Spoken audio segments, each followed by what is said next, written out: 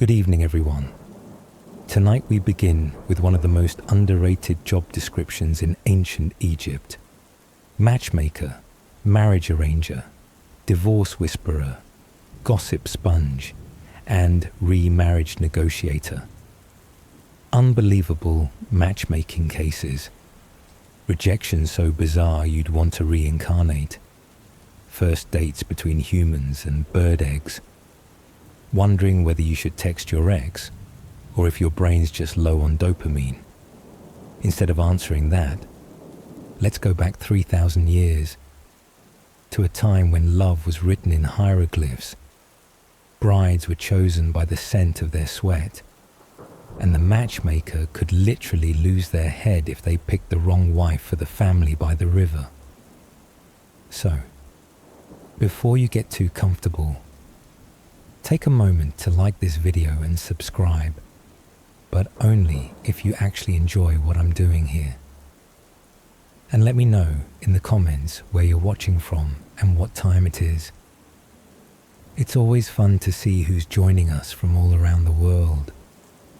Now, dim the lights, maybe turn on a fan for that soft background hum, and let's step together into tonight's story. Welcome to the profession of ancient matchmaker, also known as the person Hathor punished with a job no one else wanted. We're about to begin a journey where love is measured by the number of cows brought to the wedding, and the one holding the balance scale is an unnamed aunt, and that's you. You don't have an office, you don't have a business card, but if anyone in the village is still single, you will be pointed at directly. It's your fault. If the matchmaker can't fix this, then who can? No one asks if you want the job. You're just handed a cloth listing all the anxious mothers, a bottle of expired perfume oil, and a blessing. May the goddess of love walk beside you, or at least not curse you. You never dreamed of matchmaking. You didn't grow up hoping. One day, I'll stand in the middle of the market holding a list of unmarried women and negotiate love based on how many cows the groom's family can offer. No. You were just an ordinary woman in a small village by the Nile. Hair slightly greying, voice a little loud, and eyes a little too sharp when someone looks at someone else for more than 3 seconds. The first time you matched someone, and the ending exploded like a jar of beer left in the sun.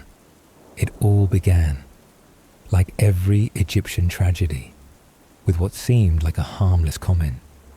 One afternoon, you were peeling lotus roots when the neighbor stopped by, complaining about her son, who always admired himself in the mirror and whom no one wanted to marry. You nodded.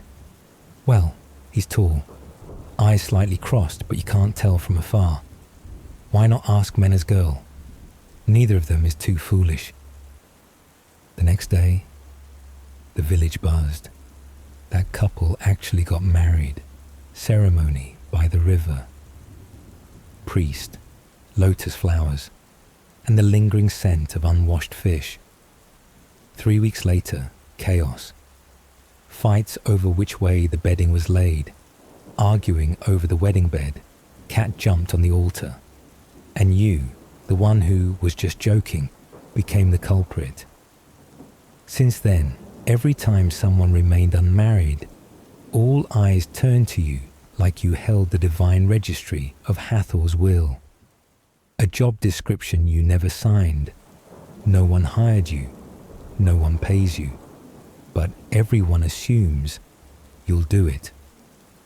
You became population control and gender ratio analyst, author of Ideal Traits for Future Spouse, occasional body language therapist, just by reading glances through papyrus screens. Every morning, someone brings you a list. Who's still single? Who almost got married? Who might be haunted by the god Seth and needs a soulmate to rebalance the curse? Your tools of the trade include a chewed reed pen from stress, a goat hide note covered in ink and tears, a stone tablet engraved with names marked "Too risky," "Avoid through prayer." You never signed anything, but fate signed you, probably in a previous life. Rewards you can't eat, and a few you really shouldn't. No wages, just gifts of gratitude. Some items you've received: a jar of perfume opened since the last flood, a one-legged hen said to respond to music, you didn't test it, a bunch of purple onions meant to be a love charm, a silk scarf with Hathor's name misspelled as Hathrot, a discount voucher for cat grooming at Sobek's temple. You don't own a cat. You were once invited to a thank you wedding feast. Bread harder than temple statues, beer sourer than a mother-in-law's jealousy, and meat of unknown origin, with whiskers and a stare. But one evening you received a dried lotus flower with a note. Thanks to you, I have someone to hold when it's cold. You smiled, for the first time in weeks, even though that night the neighbor's cat stole the flower. The first time you were threatened with a lawsuit for mismatching a couple. One day, an angry mother dragged the married couple you paired into the village square. They didn't look at each other. He was furious. She hugged her cat. You matched them, didn't you? You're responsible. Alleged charges. He breathes too loudly. She talks to cats. Bride's family worships Isis. Grooms worship Sobek. Not spiritually compatible.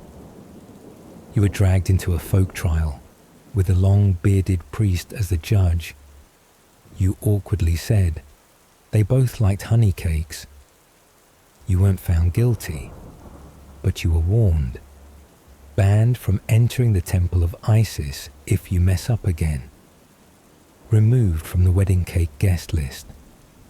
Someone carved into the back of your stone gate. She connects heavens and underworlds. You went home, chewed bread as hard as divorce reasoning, then opened your notebook and wrote, Zet, age 17, smells flowers, fears people, loves cats, needs a partner who doesn't snore. Do you know what's more stressful than matching two strangers? Matching their scent. That's right. In ancient Egypt, love didn't start with eye contact. It started with the nose. People believed that scent was a sign of destiny. If you smelled like lotus flowers, you were blessed by Hathor. If you smelled like sweat, fermented fish sauce, or someone who refused to bathe, you should probably stay home. The nose leads the way to marriage. You once witnessed a successful match made solely because my daughter said he smells like a riverbank at dawn. You nodded, pretending to understand. But you knew all too well that it was just myrrh oil his mother rubbed on his tunic. Since then, you trained your nose like it was a spiritual ritual, sniffing candidates' cloak. Are there hints of salt? Or fermented mud? Ask carefully, does the family work in tanning or dried fish storage? Take notes. If anyone's been bitten by a snake in summer, there's a good chance some of that smell stays. Wrong scent, wrong God match, and wrong God match means punishment upon marriage. The belief is clear. Hathor, the goddess of love, only blesses fragrant couples. If you marry someone with an unverified odor, chances are Sobek, the crocodile god, will reclaim your fate. You once saw a couple, great chemistry, laughing and talking joyfully. But on the wedding day, the entire village found out. The groom forgot to bathe before the ceremony, smelled like a grain silo after rain. The bride ran off. The temple cat screeched. Clouds gathered. You looked up and sighed. Should have added some ylang-ylang oil. The story of the time you sniffed a couple that shouldn't have been matched. He was a cattle herder, tanned skin, with a hint of wildfields and mildly fermented milk. She was a linen weaver, loved poetry, bathed in lotus water. On paper, they matched, logically. They even tested wearing the same robe for 5 minutes and it seemed okay. But during your 7-minute proximity ritual, everything fell apart. Minute 2, she wrinkled her nose. Minute 3, he blushed. Minute 4, both whispered, "Do you smell chariot leather?" Minute 6, she choked. He vomited into a bush. They still married. 3 weeks later, separated. Reason in the scroll: cannot sleep next to someone who reminds me of mouldy harvest season. You closed your ledger, dabbed your nose, and wrote in red ink, "Scent compatibility matters. Don't repeat this mistake." Incense trial. 17. The couple of aroma and aroma burnout. Her, daughter of an embalmer, used essential oils since age 9. Him, baker, always smelled of flour and toasted grain. You were confident this was going to be a professional triumph. You brought them into Hathor's incense chamber, lit special orchid resin, candlelight flickering, sacred ambience. Minute 4, she coughed lightly. Minute 5, he sneezed, knocking over a candle. Minute 6, scent of burning hair, lanolin wax, ashes of pastry mingling. Minute 7, temple cat burst in, howling like lightning hit it. Minute 8, both ran out soaked, drenched in divine aroma. You coughed too. The priest glared. Did you burn incense or burn their destiny? Still, they married. If we survive that room, we can survive marriage. You noted, this couple, high endurance, check back in 6 months. Virginity, a spiritual concept and slightly illogical. In Egypt, people believed a girl who was still pure carried a very specific scent. Light, clean, close to warm milk or pollen. Which meant sometimes you were asked, can you smell if the girl is still untouched? You froze, wanting to scream. I'm a matchmaker, not Anubis managing soul fragments. But you kept it professional. Asked how she bathed, watched how she folded clothes, studied her nose lines and exhaled slowly, nodding like you understood. The unknowable. Scent is soul, scent is fate. You once matched a baker, always smelled of flower and star anise, with a beekeeper, scented with honey, always sticky. They married. No arguments, no you stink. 3 years later, they sent you a jar of honey and heart-shaped bread. You opened it and smiled. Ah, love really does have a smell. And this time, it's memorable. You stored the honey jar at home. And yes, the neighbor's cat stole it. Again. You think matching 2 people is hard. Try matching 2 families. In ancient Egypt, marriage wasn't a private matter. Marriage was a public ritual spanning 3 days, involving the entire clan, the temple, the fish market, and sometimes Sobek himself, if the family owned crocodiles. Family wasn't a foundation, it was an armed force. The girl you matched doesn't just have a mother. She has an aunt who works in the temple, an uncle who once won a land dispute, a younger brother who claims Isis sends him signals in dreams. The groom's side includes a still living grandmother who often says, "This boy isn't right for anyone." an older brother in gambling debt, and a great uncle who was rejected by this exact bride. 10 years ago, basically, you're matching 2 people, plus 45 emotional time bombs. Family meeting, also known as the Nile Summit. You were once invited to a wedding negotiation where 18 people sat in a circle, lined up like they were preparing for battle. Each brought personal opinions like tiny knives hidden in their sleeves, and you sat in the middle, smiling like a paper flower about to catch fire. Someone asked, if they marry, who gets the temple cat? Another asked, does the girl know how to perform offerings, or does she faint every time she smells incense? You broke into a sweat, not from heat, but because you remembered. The bride once said she's allergic to Hathor temple perfume. Bride price negotiation, more brutal than the Salt Wars. Who gives what? Who receives what? You became the middle person, holding 2 lists. One side demanded 5 cows and 3 jars of honey wine. The other had 2 goats and a sweet poem.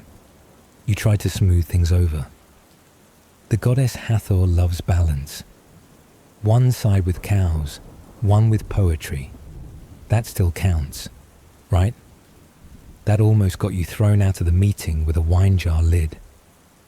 The saboteur always appears, and usually for personal reasons. Just when everything seems ready, someone stands up, sighs, and says, I don't object, but... And that's when you know. Tragedy is about to strike. Common reasons. The bride once accidentally tore a sacred altar cloth. The groom once snuck salted fish from the temple. The bride's father once fought the groom's uncle over seating at a funeral. You listen, sigh, and pull out your final card. Their spirits align. If they don't marry, the god Ra might question us.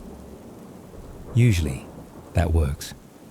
Usually, when you match 2 people, you're weaving an entire net of history. In the end, if they marry, you exhale. Not because of success, but because no one screamed, no one invoked deities, no one threw wedding cake.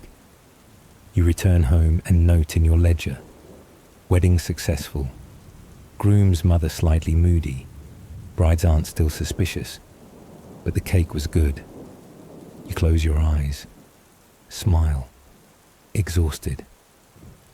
Pairing hearts is easy. Pairing bloodlines, that takes magic.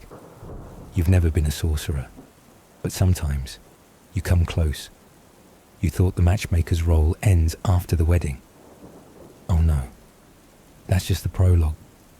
The next chapter is your unpaid, unscheduled, and non-refusable job as a couples therapist. One night, before the moon even rose, someone knocked on your door. You were sipping tea, quiet, rewarding yourself for a rare match. No one openly protested. Then came the knock. Outside were them.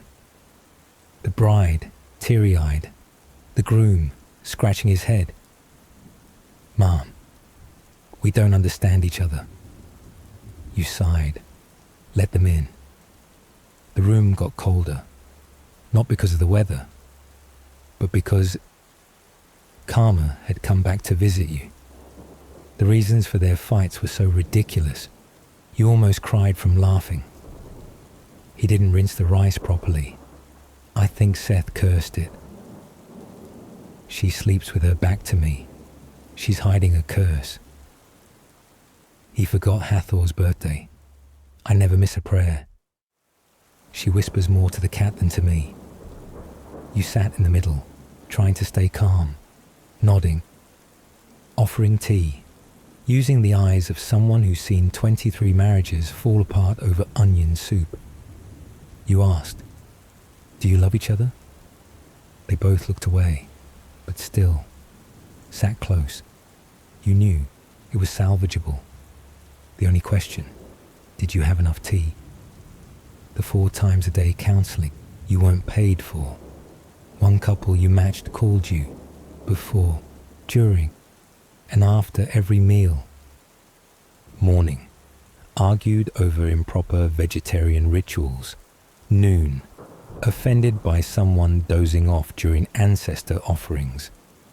Afternoon, you had to explain that forgetting a god's name isn't a sign of hexing. Evening, they made up, but still asked you to check if their spirits were still aligned. You realized you weren't a mediator anymore. You were now the legally accepted third party in every conflict. The infamous jealousy spat over. The cat. The bride found out her husband fed the cat before greeting her. Furious argument. You were called at noon. The cat sat in the middle, grooming itself, completely unbothered. You suggested rearranging family responsibilities in the following order: wife, cat, gods. The cat's name was Bastet Jr. It was worshipped by both parties as the emotional power center. A fight caused by a stone tablet trivia game one night. They argued over losing the game. Who knows more god names? The winner got to choose the temple meal. The loser got mad at being called spiritually undereducated. You were summoned at midnight. First thing they said, you matched us, you settle this. They made you play the next round, you won, and they liked you even less. When neighbors get involved in resolving someone else's marriage, a couple fought so loudly, 3 neighbors came to watch, then joined in, and started arguing among themselves. Neighbor 1, the husband should do dishes. Neighbor 2, the wife shows no reverence. When you arrived, 7 people were mid-debate. You were the only one not offered tea, but absolutely expected to judge. Ancient Egyptian society was like a Facebook group. No one argued for logic, just out of habit. The silent moment when they held hands, and you understood everything one day. After a long argument, you made them tea. No one said anything, but they both leaned in to lift each other's cup. No advice needed, no thank you offered. But they got up and left together. You stayed, alone. Your cup of tea, still warm. You exhaled, not out of relief, but because something had gone quiet, without needing you to speak. And when they make up, no one remembers you. But when they fight, you're the first one called. You once overheard, she matched them, she's responsible. You wanted to protest, I matched hearts, I don't warranty behavior. But then you make more tea. Open the door again, listen again, because you understand. Once you tie 2 people together, you'll always be the thread they tug on when knots begin to form. One match, and a lifetime of aftermath.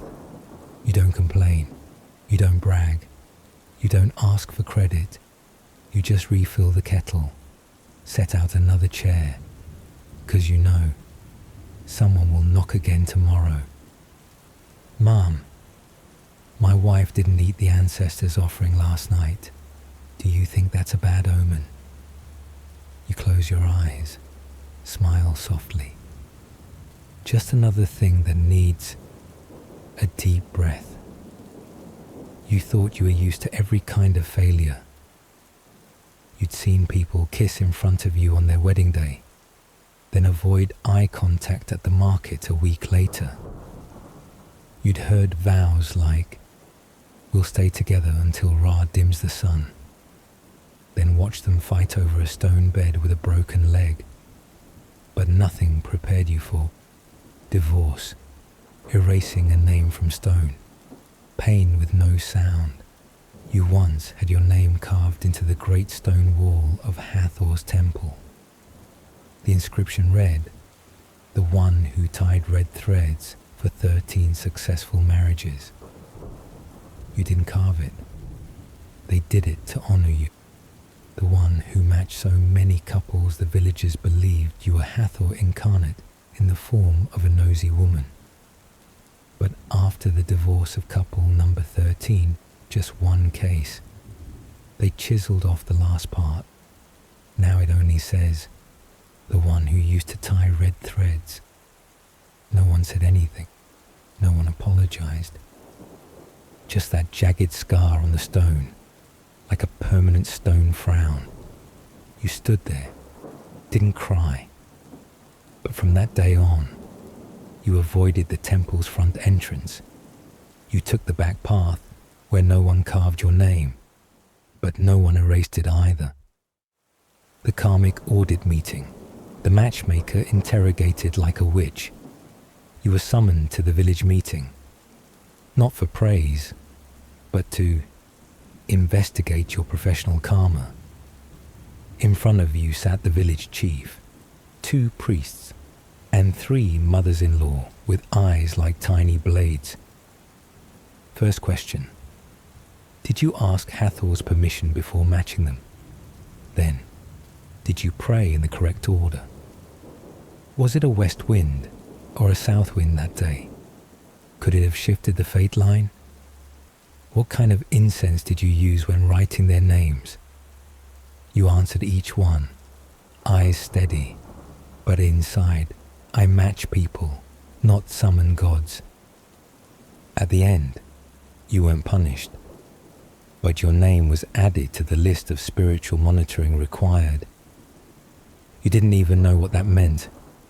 All you knew was that your market bread got noticeably stiffer after that. A young girl comes, not to be matched, but to ask how to undo one. That afternoon, a soft voice at your door. "Ma'am, may I come in?" A young girl, hair tied neatly, her robe still scented with lotus, eyes bright, but lips trembling. "I don't want to marry the person they matched me with. If I refuse, will I be punished?" You asked, "Is he cruel to you?" She shook her head. "No, but standing next to him, I don't recognize myself." You stay quiet. You'd seen that before, too many times. She asked, "If I back out, am I betraying the gods?" You exhaled. If Hathor is truly the goddess of love, she wouldn't force anyone to live a lie. She bowed deeply and left.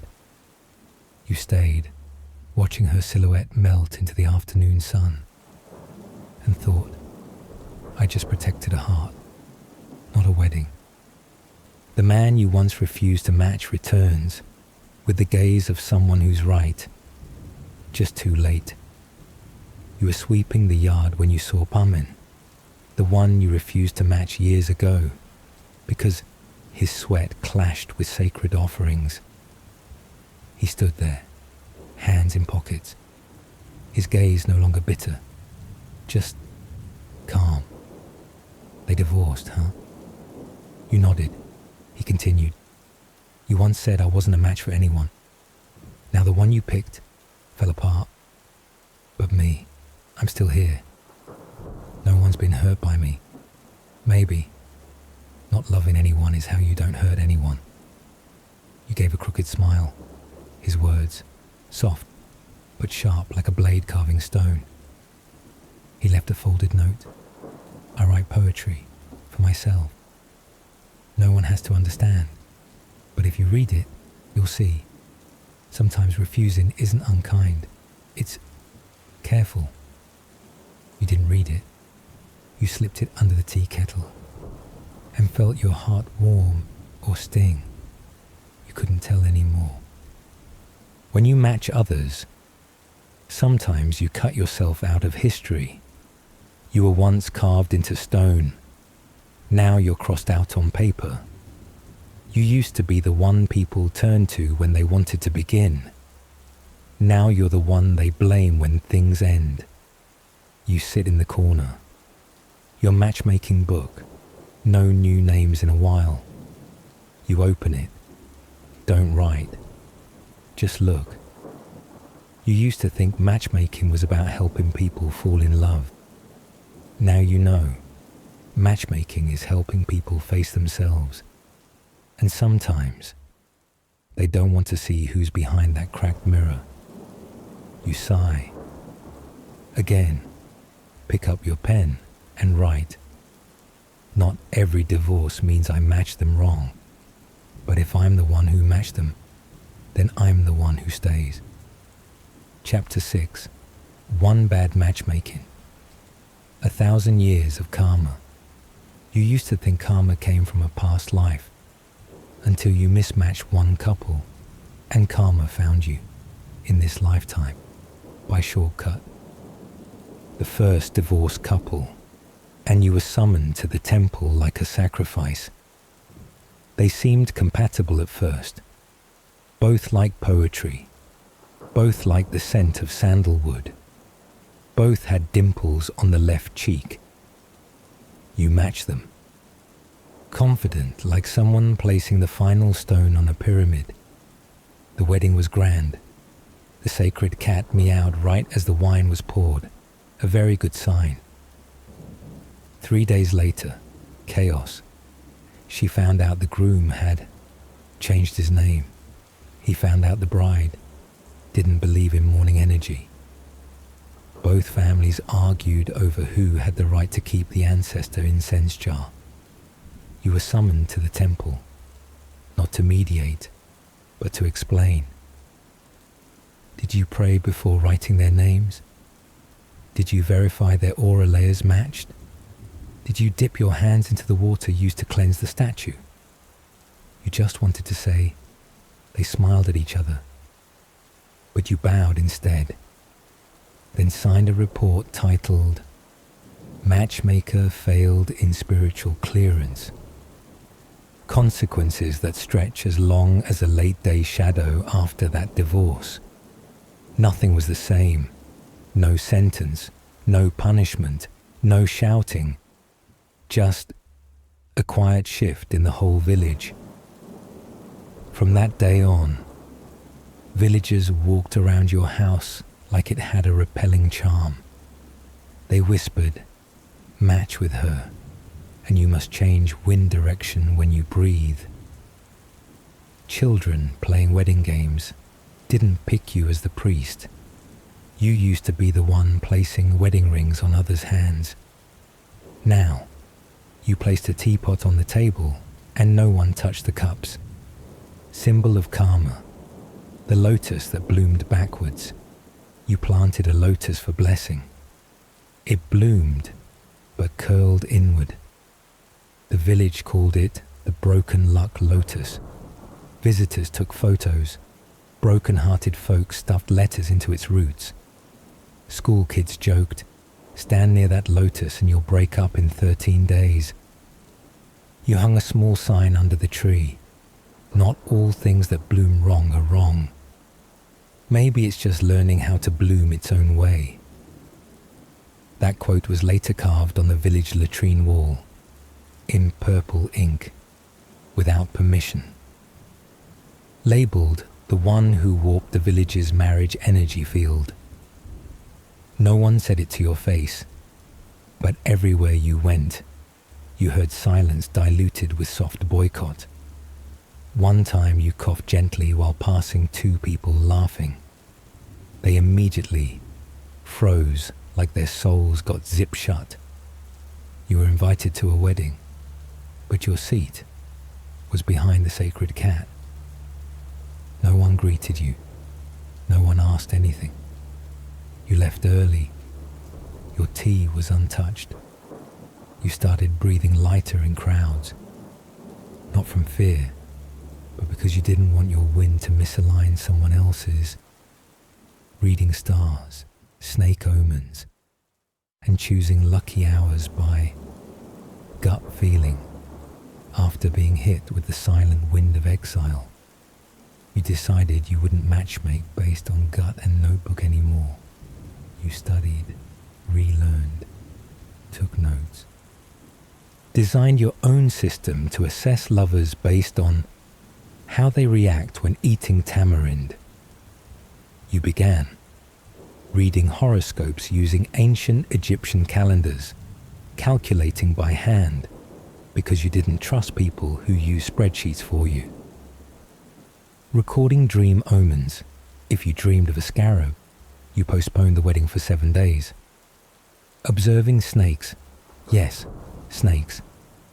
Once, you saw a snake slither across your courtyard, right when you were about to match Nebet with Senmut. You delayed. 7 days later, Senmut was caught stealing sacred offerings from the temple. You started trusting snakes. You wrote in your notebook, snake slithers left to right, postpone wedding. Snake lies still under lotus, approved. Snake blinks at you, don't marry. You're dreaming. As for lucky hours, you read hundreds of formulas. In the end, you chose a faster method. If your heart feels light like a papyrus petal, proceed. If your chest feels jumbled like getting called during a yawn, wait. You called it post-trauma intuition. A skill born after a whole village looked at you like cold air in midsummer. The couple that made you try matching again after failure. You had planned to retire, closed your book, even dipped your wooden matchmaking pen into old tea to let the ink fade. Then they came. Not together. Didn't know each other. Didn't come seeking love. She came to return the handkerchief you once gave her mother, a cloth embroidered with, "No one is loved too late, only that their lover arrived late." He came to ask for advice for someone else. But as he spoke, his eyes drifted to the yard, where the late blooming lotus trembled in the wind.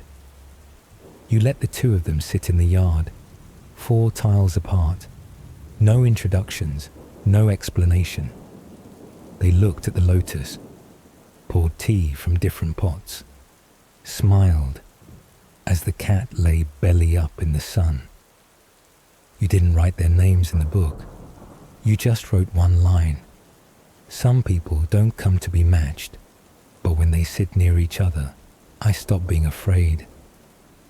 That day, you picked up your pen again. Wrote in a faint line, match again, not because I need to believe, but because I felt peace when they sat together. As a matchmaker, you thought you'd be used to all kinds of breakup reasons. You thought you'd heard every variation of the phrase, "We're just not compatible." You were wrong. There are rejection reasons so absurd, they make you not want to be a matchmaker anymore, not want to love anymore, not want to live in the village anymore, just want to become a monk. Seriously. Because she cracks eggs too violently, the young man told you, eyes serious like someone giving a criminal confession. Didn't you see? She cracks eggs like she's attacking an enemy. I'm afraid that living with her, my internal organs will rupture. You laughed. At first, then you stopped, because she really did crack eggs with aggression.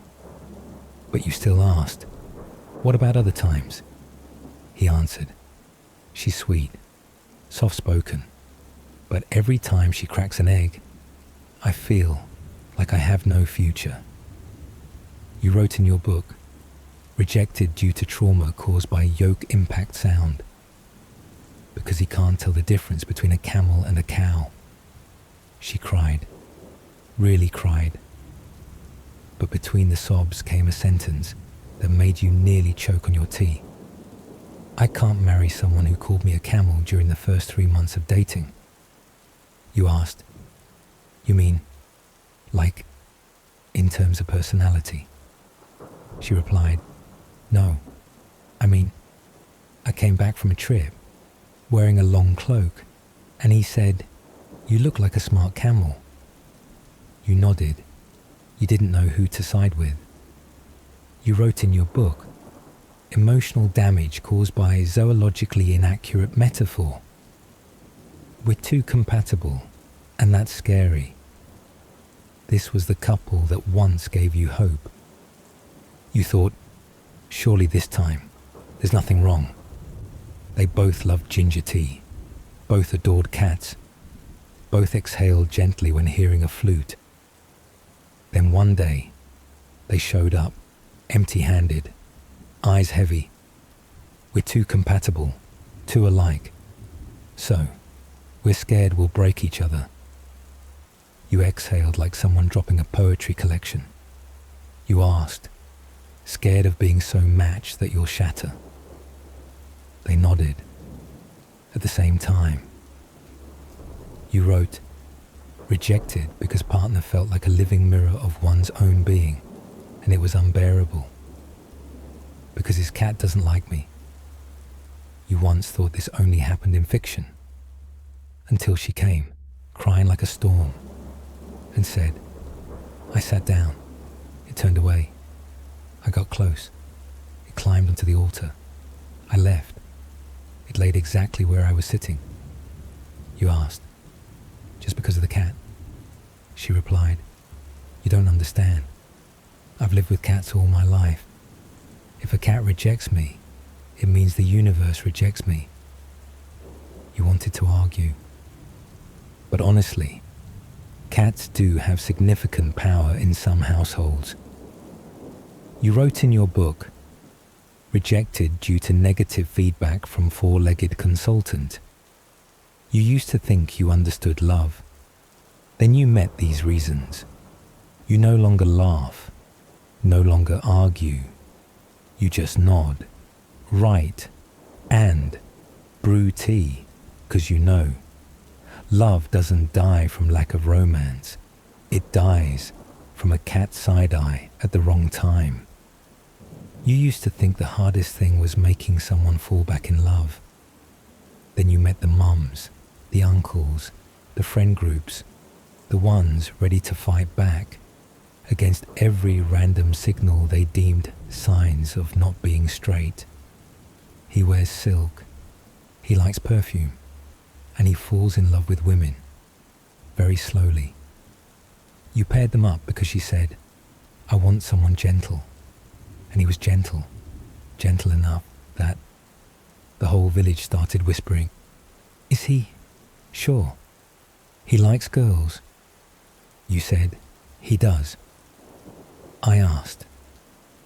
Her mother said, "You asked him, with your eyes?" You swore on Bastet's whiskers. You asked properly. But people still doubted him because he arranged flowers better than she did. She started hesitating. He started being less gentle. And you started feeling like you were directing a live-action emotional comedy. The couple cancelled the wedding because he drank grape wine without flinching. You never thought a facial expression while drinking wine could determine sexuality. Until her mum said, "What kind of man drinks wine like it's juice? No grimace, no shiver. Don't you think? That's strange." You said, "No. Your daughter said she loves him." She said, "That's because she hasn't seen him walk in light rain." He shielded her head with a silk scarf, purple. You went quiet, not because you agreed, but because that purple was a little bright. He owns 4 scarves, 1 for each tea type. You thought the world had become more progressive. Then you met her family. They sat in rows, dressed in matching grey. All nodded when they heard. He picked scarves like picking emotions. You asked, "Does your daughter not like emotions?" Her mother replied, "She does. She just doesn't like having to tell the difference between the chamomile scarf and the one for thunderstorm tea. You jotted it down. Obstacle. Emotional freedom misread as sexual orientation. He makes the bed too neatly. My daughter feels. No will to cohabit. You thought she was coming to set a wedding date. New dress, hair tied, eyes sparkling like she'd made up her mind. But as soon as she sat down, she sighed. I'm not marrying him anymore.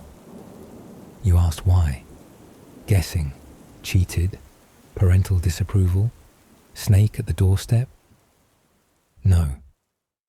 Because he makes the bed like it's an ancestral procession. Folds pillows like calligraphy scrolls. Sprays room scent in the direction of the wind. And sticks a do not disturb sign on the bedroom mirror. You tried not to laugh. You asked again, does he burn incense too, dear? She gave a sad smile. No, but I feel like if I mess up the bedspread, I'll have to wash my hands 3 times and apologize. You noted, love failed due to tidiness exceeding the emotional space threshold. Too tidy. Makes the person next to you feel like they're the last remaining mess. I'm afraid if I marry him, he'll be prettier than me.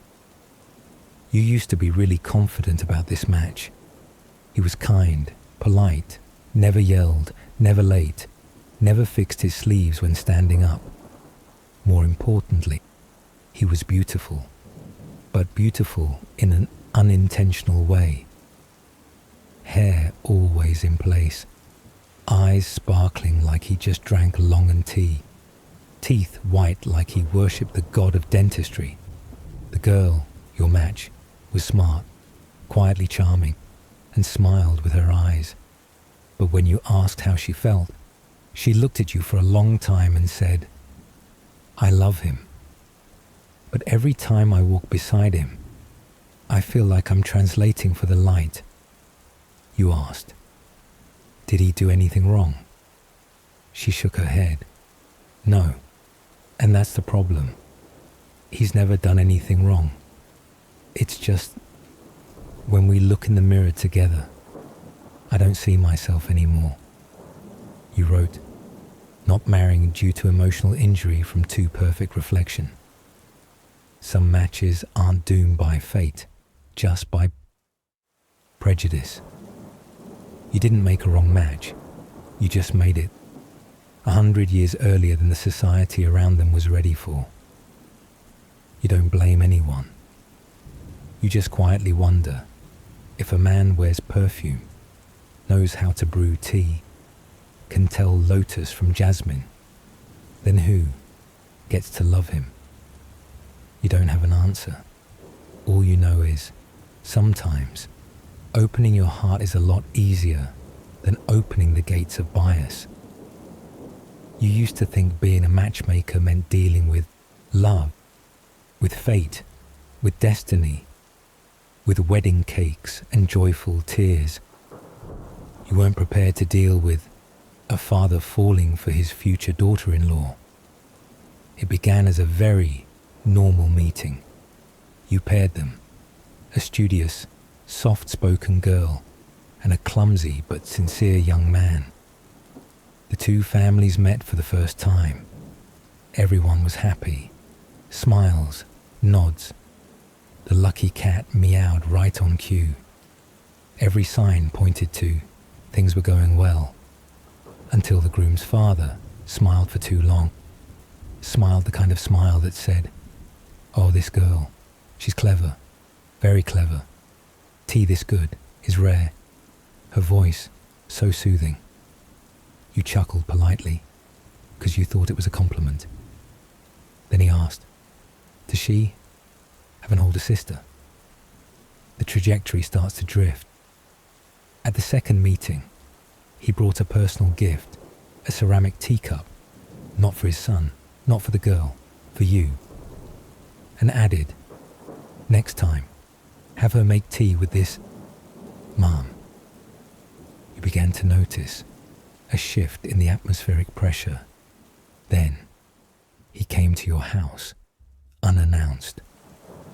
Asked, does she like older men? Laughed as she poured tea, but laughed long, the kind of long where even incense would have finished burning. You asked the girl. She gave a hesitant smile, then whispered, I get a little scared when he looks at me. The lines blur, and a handwritten letter makes it all as clear as a full moon one morning. While you were sorting notebooks, a neighbor's child brought a letter, said, Uncle asked me to give this to the girl from before. No need to reply right away. You opened it. The paper smelled of soapberry. The writing was slanted, round. It began, I know this is wrong, but your eyes made me think of a youth I never lived right.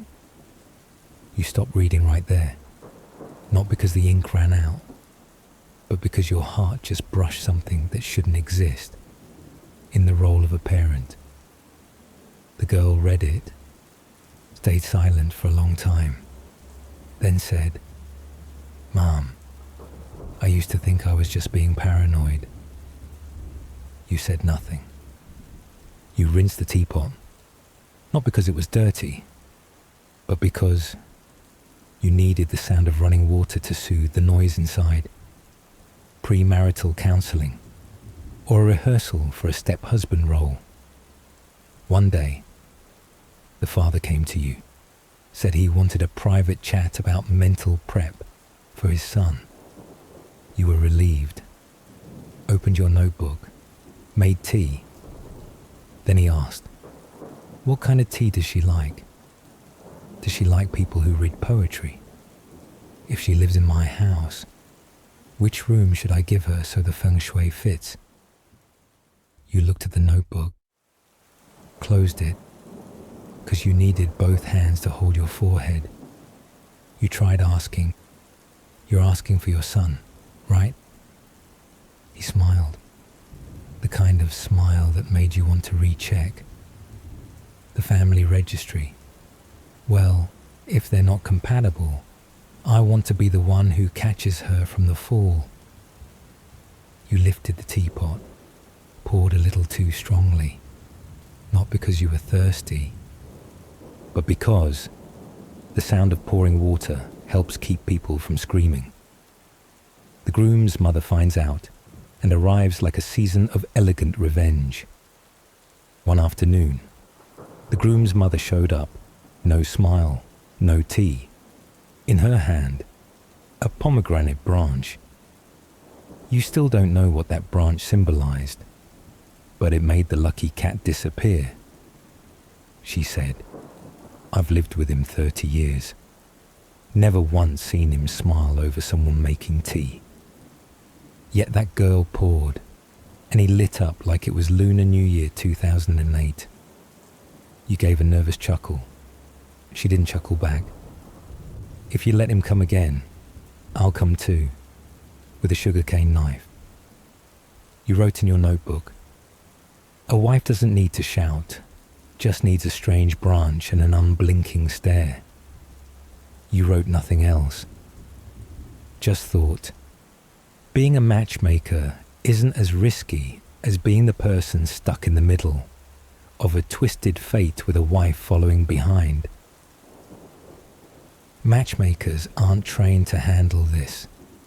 You used to think you understood all forms of fate, but no.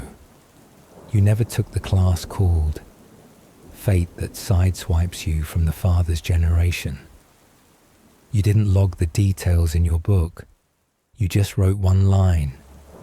When the one who needs to be matched is someone better introduced to a therapist, or at the very least, seated 3 meters away from the future daughter-in-law. You used to think a matchmaker only dealt with the living. Wrong. One day, someone came to see you, sorrow on her face, an urn in her arms, and a request soft as cold wind. My son passed before he could marry anyone. Could you help him have a wedding. You were about to ask, "Do you mean?" But her eyes didn't need the question. They said clearly, "A wedding for the one who's gone. A match not requiring paperwork, only consent between two souls." It began with a clay urn and a promise long overdue. You placed the urn on the table as if it could hear. You poured tea out of habit. You asked gently, "Did he love anyone while he was alive?" The mother nodded. There was a girl, but they never said anything. Now he's gone, and she still hasn't married. I just thought, if they had fate, maybe this could be their final chance. You agreed, not because you were superstitious, but because some people love too slowly and must wait for the next world to dare a wedding. The bride, the one who didn't cry when she said yes, the girl arrived, hair loose, dressed in white, no makeup. You thought she might hesitate, but she didn't. "I'm not sure I still love him, but I am sure if I don't do this, I'll keep dreaming of him standing at my door, empty-handed, never stepping inside." You didn't ask more. You simply poured her tea and saw her tears fall without a sound. The wedding took place at sunset. No guests, no feast, only wind. You set a small table, a steaming cup of tea, a pair of rings made from red thread and clay, a poem carved in wood. If we didn't get to say each other's names while alive, then let's remember each other by wind. No one read it aloud, only you, the girl, and the urn.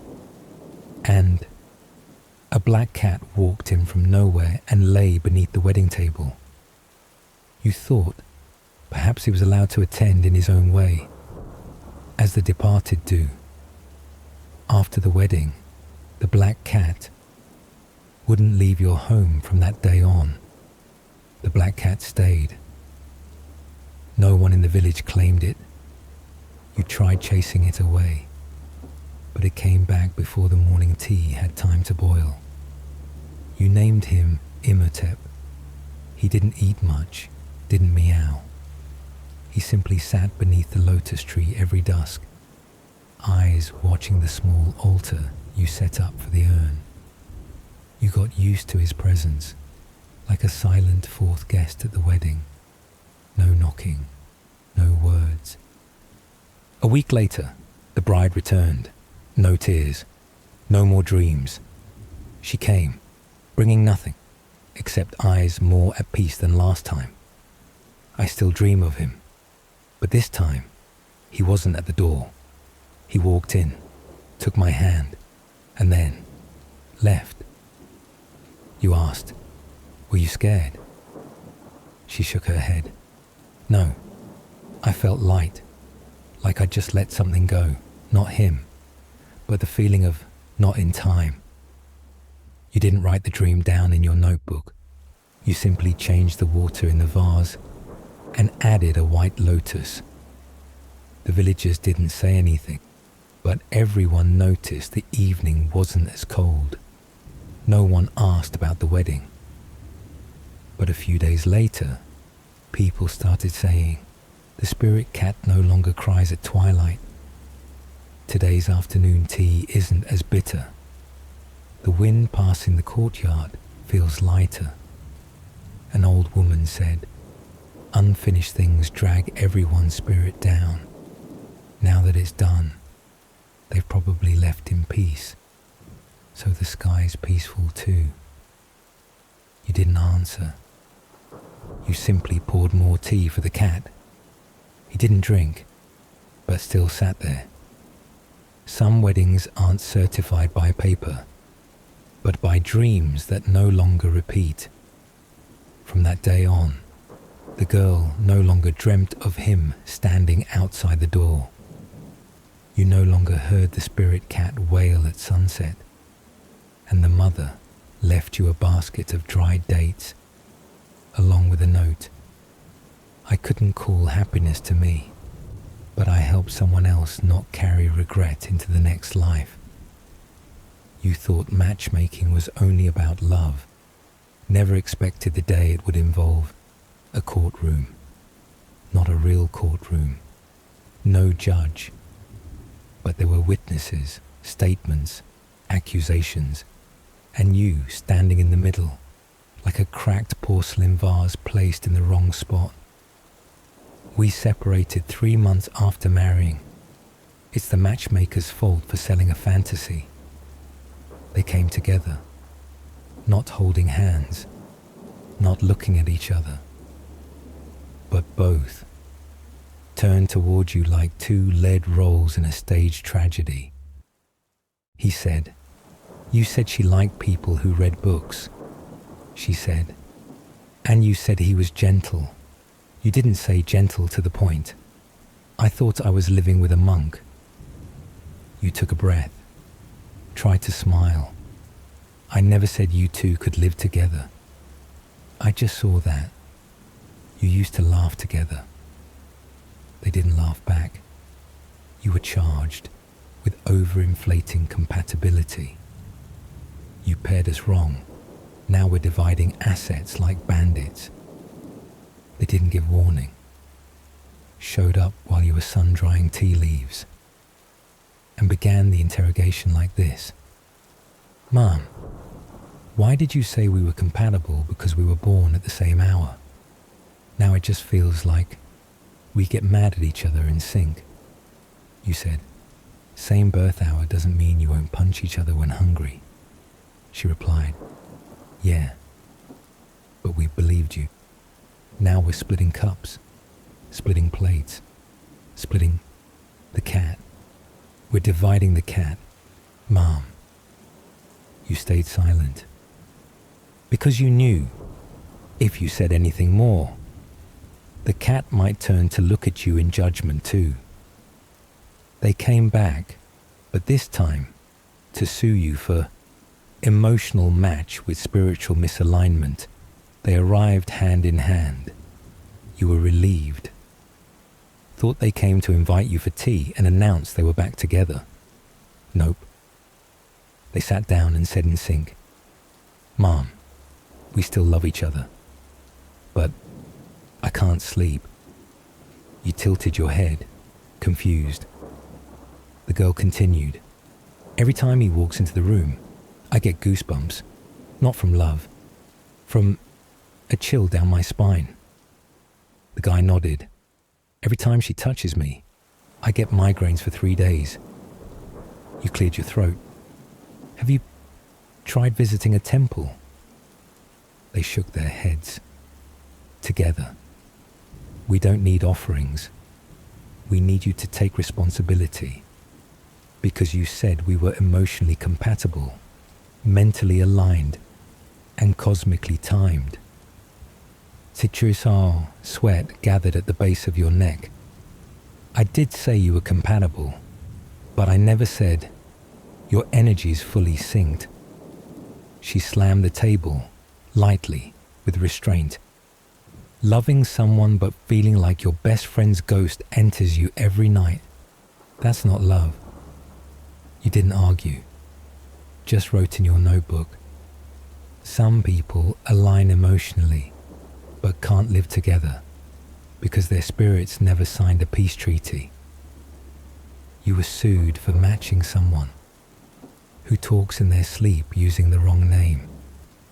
She came at noon, blank face, holding a pillow marked with soft claw scratches, and eyes like she'd been betrayed by both the spiritual realm and her circadian rhythm.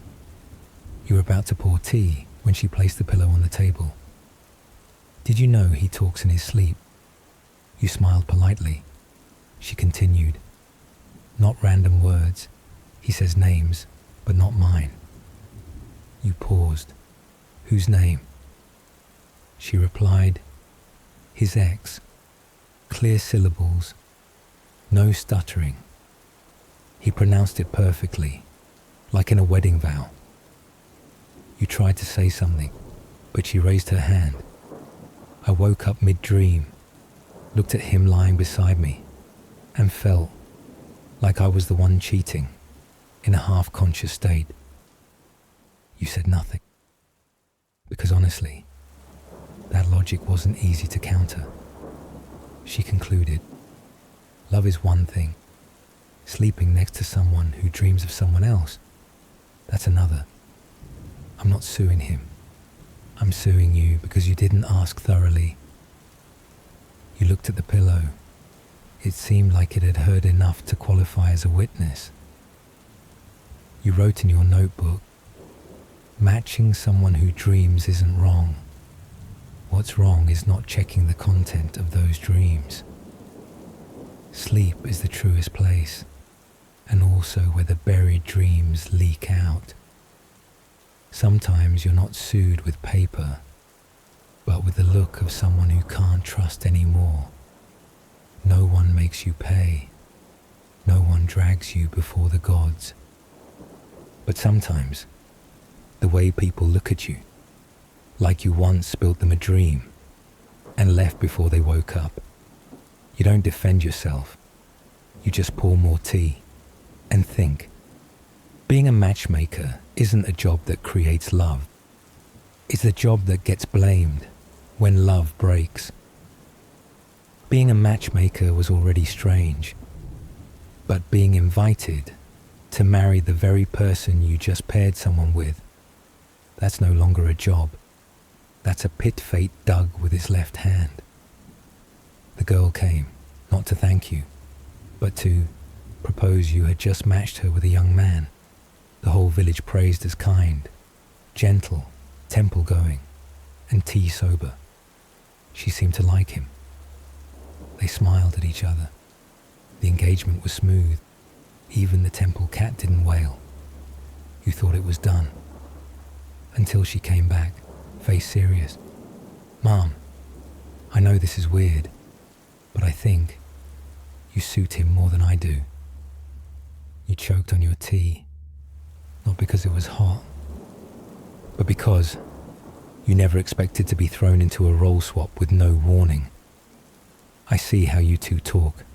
It flows, and I feel like I'm just standing outside the scene. You asked gently, are you jealous? She smiled, but not the angry kind. No, but when I watch you two, if I were an outsider, I'd choose you too. You opened your mouth, but there was nothing to say, except to wonder. Maybe I joked too much with fate, and now fate's joking back. The young man's reaction, too calm for comfort. You called him in, asked directly, is what she said true? He looked at you, blinked, once, slowly. I don't know, but every time I talk to you, I don't feel tired. You, frozen. The teaware on the table, also frozen. He continued, I care about her, but I feel you understand me more. I don't want to hurt anyone, but if I had to choose, then... You stood up, not from emotion, but because you needed to wash your hands and maybe rinse away the trembling too. The groom's mother shows up with a backup dowry set one morning. There's a knock. It's his mother, empty-handed, but her eyes scan your home like she's evaluating if it's bride material. She doesn't need tea, doesn't need a seat. She just looks at you. I think you suit him better than that girl. When you talk, he listens. When you pour tea, he smiles. That girl just boils water and he sighs. She opens her handkerchief. Inside is a pair of silver bracelets. I saved this dowry for my daughter-in-law. Now I choose who to give it to. You keep it. Who knows? One day the wind might blow the right way. You looked at the bracelets, silent, not from emotion, but because you weren't sure how to respond without making her name the grandkids right then. You wrote in your notebook, "Not everyone who gives a dowry intends a wedding. Some offerings just come to test the heart that survived a too tricky proposal." The extended scene. You almost nodded, then remembered you were once a runaway bride that night. You opened an old notebook from the bottom of your chest. The ink-smudged page read, "If someone proposes one day, remember you once said no, not because you didn't love, but because you were afraid of holding someone's hand and losing yourself." You stared at the line for a long time, throat dry like a word left unspoken. You didn't answer the young man, didn't say yes. You only said, "If you feel like you're standing outside the conversation, maybe it's because you never really sat down to listen to yourself." You closed the notebook, changed the water, and sighed. Making matches is easy. Being someone who's not mistaken for the main character, that's hard. The girl came back, coconut water in hand, and a new decision a week later. She returned, coconut water in hand, eyes steady. "I've thought it through. I don't want to give him up. I also don't want you to marry him. I just want us to start again. And maybe you could stop talking to him for so long." You had never been asked to step out of a love story. You never entered.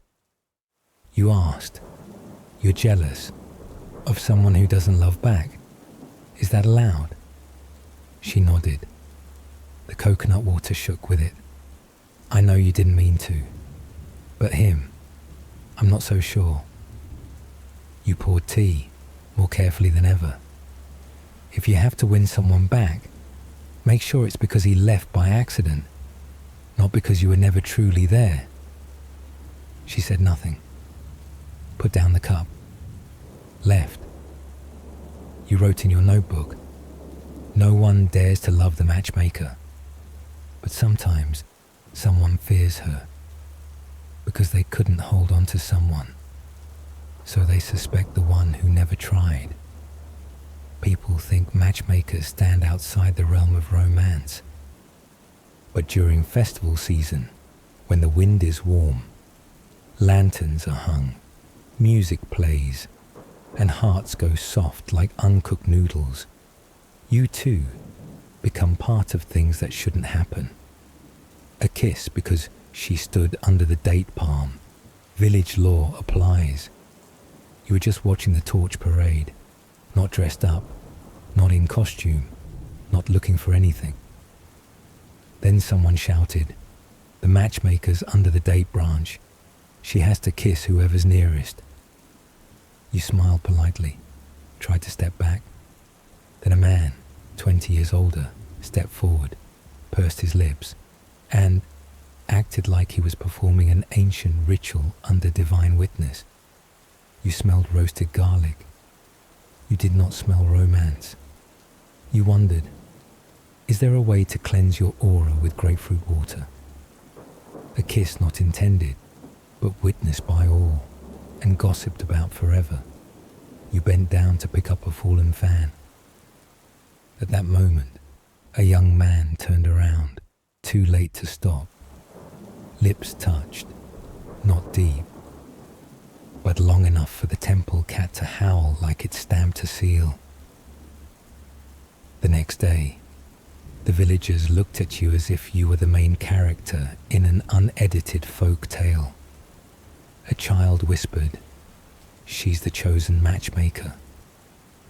You paid 3 times for vegetables at the market, not because you were cheated, but because you were greeted with expectant eyes. A kiss you refused, but the other person remembers as real. He came to see you after the festival, eyes shining like he just rediscovered a youthful fling. "Do you remember the night we kissed under the fig tree?" You paused, pouring tea. "I remember. I tripped into the fig bush." He laughed. "Yeah, But then you looked up and lips touched lips. You remembered hitting the ground. No lips touched lips except your face and fate. You almost argued, but didn't, because you knew, in the memory of someone lonely too long, things that never happened can still become memories. Villagers start lining up to get a kiss from the matchmaker. Next year, you thought it had all faded like mooncakes after the full moon. Wrong. One morning, you saw posters everywhere. Next year's festival, whoever stands closest to the matchmaker will have good luck. Someone planted a chair to reserve a spot. Children prayed beside the temple cat. An old lady asked, "Which corner will you stand in so I can have my grandson sneak in first?" You poured tea, not from thirst, but because you needed something hot to stay sane in a world starting to believe in. Fate through lip contact. You wrote in your notebook, "One misplaced kiss can start a festival with a misplaced purpose." You begin receiving gifts that don't need unwrapping to be understood. One day, someone sent cinnamon oil, peppermint candy, dark red lipstick named Silent Flame. No name, just a tiny note. Use it if you plan to go out during festival night.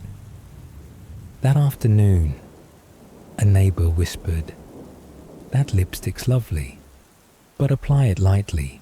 They're hoping." You looked at the lipstick like it was a misunderstanding waiting to be summoned. Then you wrote, "Some gifts don't need a name, because the meaning inside is loud enough to sign itself." The temple cat starts, screeching whenever you try to step outside at night. You tried wearing a nice dress onto the porch. The cat blocked the door. You stepped left. It blocked left. You picked up the teapot. It growled. You tried stepping out. It laid a paw on your sandal. You looked at it. Are you guarding me, or guarding history from repeating itself? The cat didn't answer, but it sat, square in the middle of the path, like a monk turned bodyguard, unpaid, just begging you not to be foolish. You backed into the house, brewed a pot of tea, and wrote, "There are years when I shouldn't appear, not because I fear kisses, but because I fear being cast as the main character again by those who haven't deleted last year's festival photos." Being a matchmaker doesn't mean you've never been kissed. It just means those kisses shouldn't be repeated, shouldn't be believed, and shouldn't be rewritten in bold ink. You poured tea, changed the subject, and quietly crossed out the line in your notebook. Festivals should have lights, music, cakes, but fewer kisses. You thought being a matchmaker meant just matching names. You didn't expect that one day you'd be matching asset division clauses, cat custody, and who keeps the vintage stamp collection. Clause 1. If after 3 years there's still no child, they may renegotiate fate. You didn't suggest it, but the bride's family brought it up. The groom's side nodded, and you became the handwriting clerk. It's not about divorce, just a small door, so they have an exit if life turns out harder than the wedding. You wrote it down, hands slightly trembling. Love may not last, but paperwork needs clarity. Clause 2. If separated, each takes what they brought, except the cat. You didn't plan to ask, but they discussed it themselves. The chair was bought by the groom's family. The teapot was brought by the bride's. But the cat, we raised it together. It's not an object. It's a witness. You wrote, if either changes taste, She follows a plant-based diet. He loves barbecue. You were called in to update the appendix. If dietary preferences clash, vegetarian sleeps on the left, window open. Meat lover sleeps on the right, burns incense. Kitchen use divided by time slots. If food smell lingers over 3 days, request to sleep at parents' house. You wrote it down, then added a personal line. Love may adapt, but stomachs don't sign promises. Disputes over items with no monetary value, but full of memory rubber sandals, a chipped mug, a corner of a travel scarf, a cow-shaped keychain. No one remembers why they were precious, but everyone wants to keep them. You became the arbitrator of sentimental artifacts. If an item can't be split, place it in the middle. Whoever still cares, don't take it down. You offered a handwritten note. Memories don't belong to anyone. They stay with those who dare to face them without claiming ownership. You became an unpaid lawyer, translating emotions into legally valid clauses. You sat between two families, tea cold, back sore, pen worn. You asked, do we need to include a section on who takes the lead in the first argument? No one laughed. You added on your own. First argument, bride's family makes tea. Second, groom's side goes grocery shopping. Third, visit a temple. Both agreed. You kept writing, thinking. Marriage isn't just love. It's a chain of commitments and quiet endurance. One clause you suggested, but no one wanted to include. You said slowly, maybe we add one last clause. If one day you stop loving, please say it once, clearly. They both shook their heads. No, we don't want a clause. Preparing for the end. You nodded, said nothing more, just flipped to the inner cover and wrote it there, unseen. That night, you added a private line. Some clauses no one wants to write because they feel like underlining the expiration date on a wedding certificate. Matchmaking now isn't just joining hands. It's providing a user manual for the heart with a warranty clause attached. You closed the book, handed it to both sides, and exhaled. I don't know if they'll stay together. I just hope they survive the first page of the contract.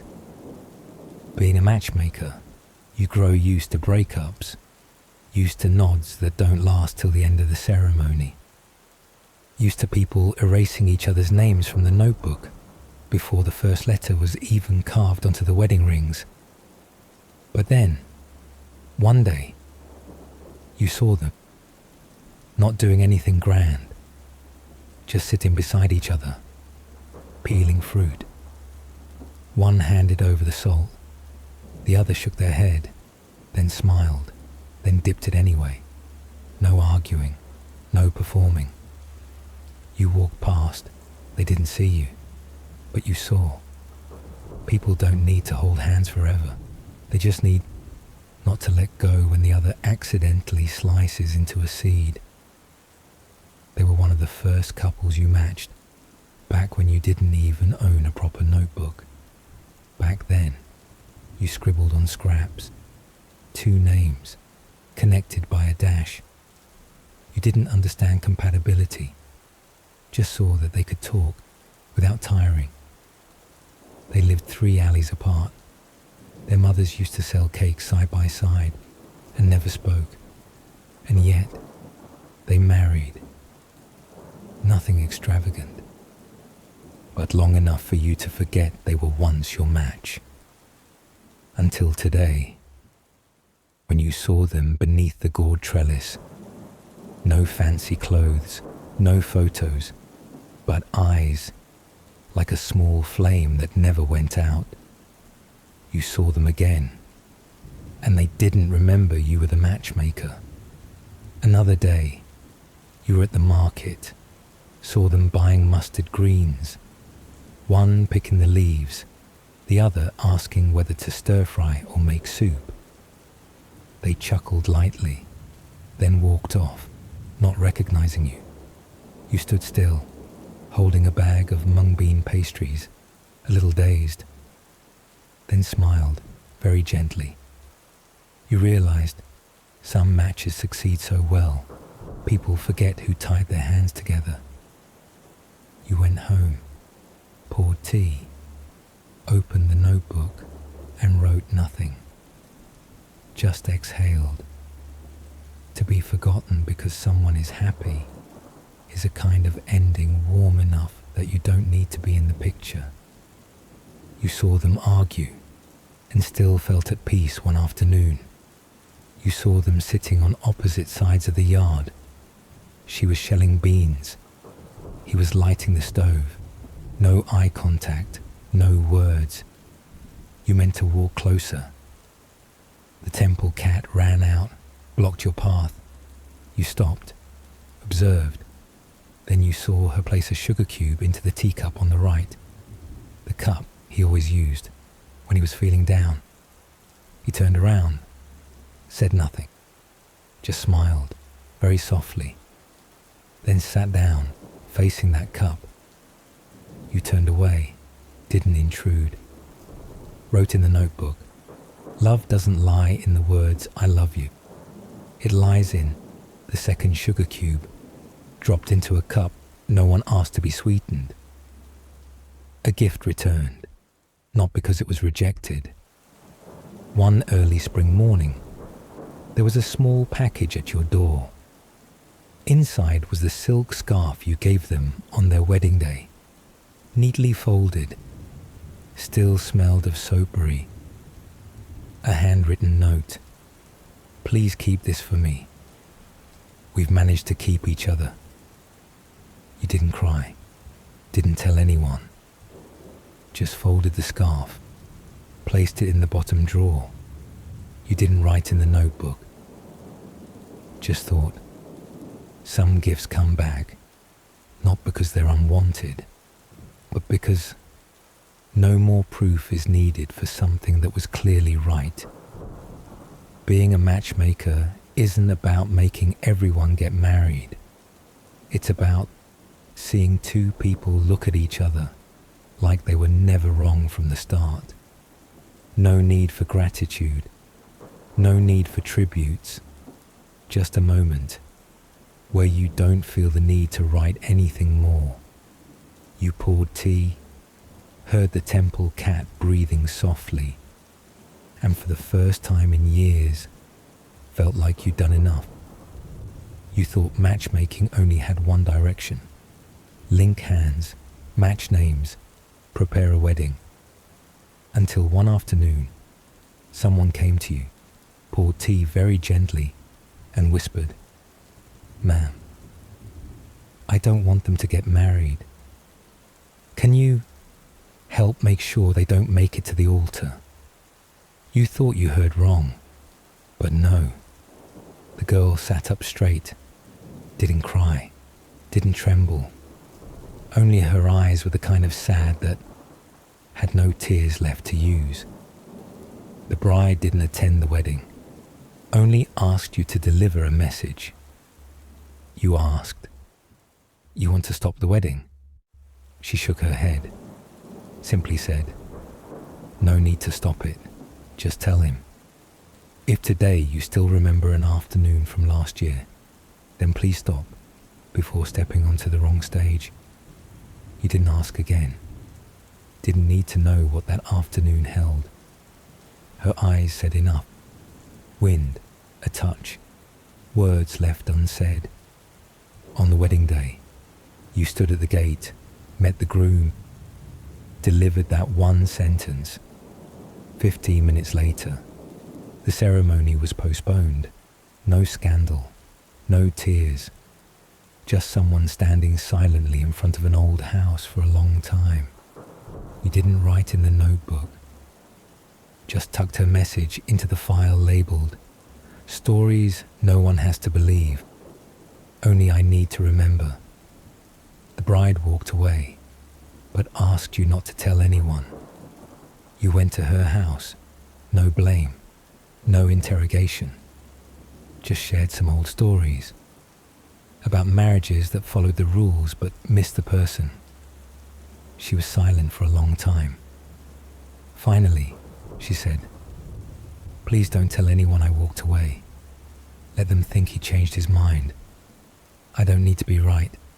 I just need to leave without hurting anyone else." You nodded, not because you agreed, but because you understood. The wedding was cancelled. No one knew why. The village guessed they weren't compatible. Only you knew. Sometimes, the bravest act isn't marrying no matter what, but walking away from a wedding that was shaping up beautifully. You didn't write anything, just placed a jasmine flower on the teapot lid that day, like a farewell no one needed to know had been made. A bracelet returned, not because it was rejected a week later. There was a cloth pouch at your door. Inside was the bracelet you gave them at their engagement. Wooden beads, red string, hand-tied, along with a small note. This wasn't wrong. It just wasn't the time to hold on. You held the bracelet, not sad, just calm.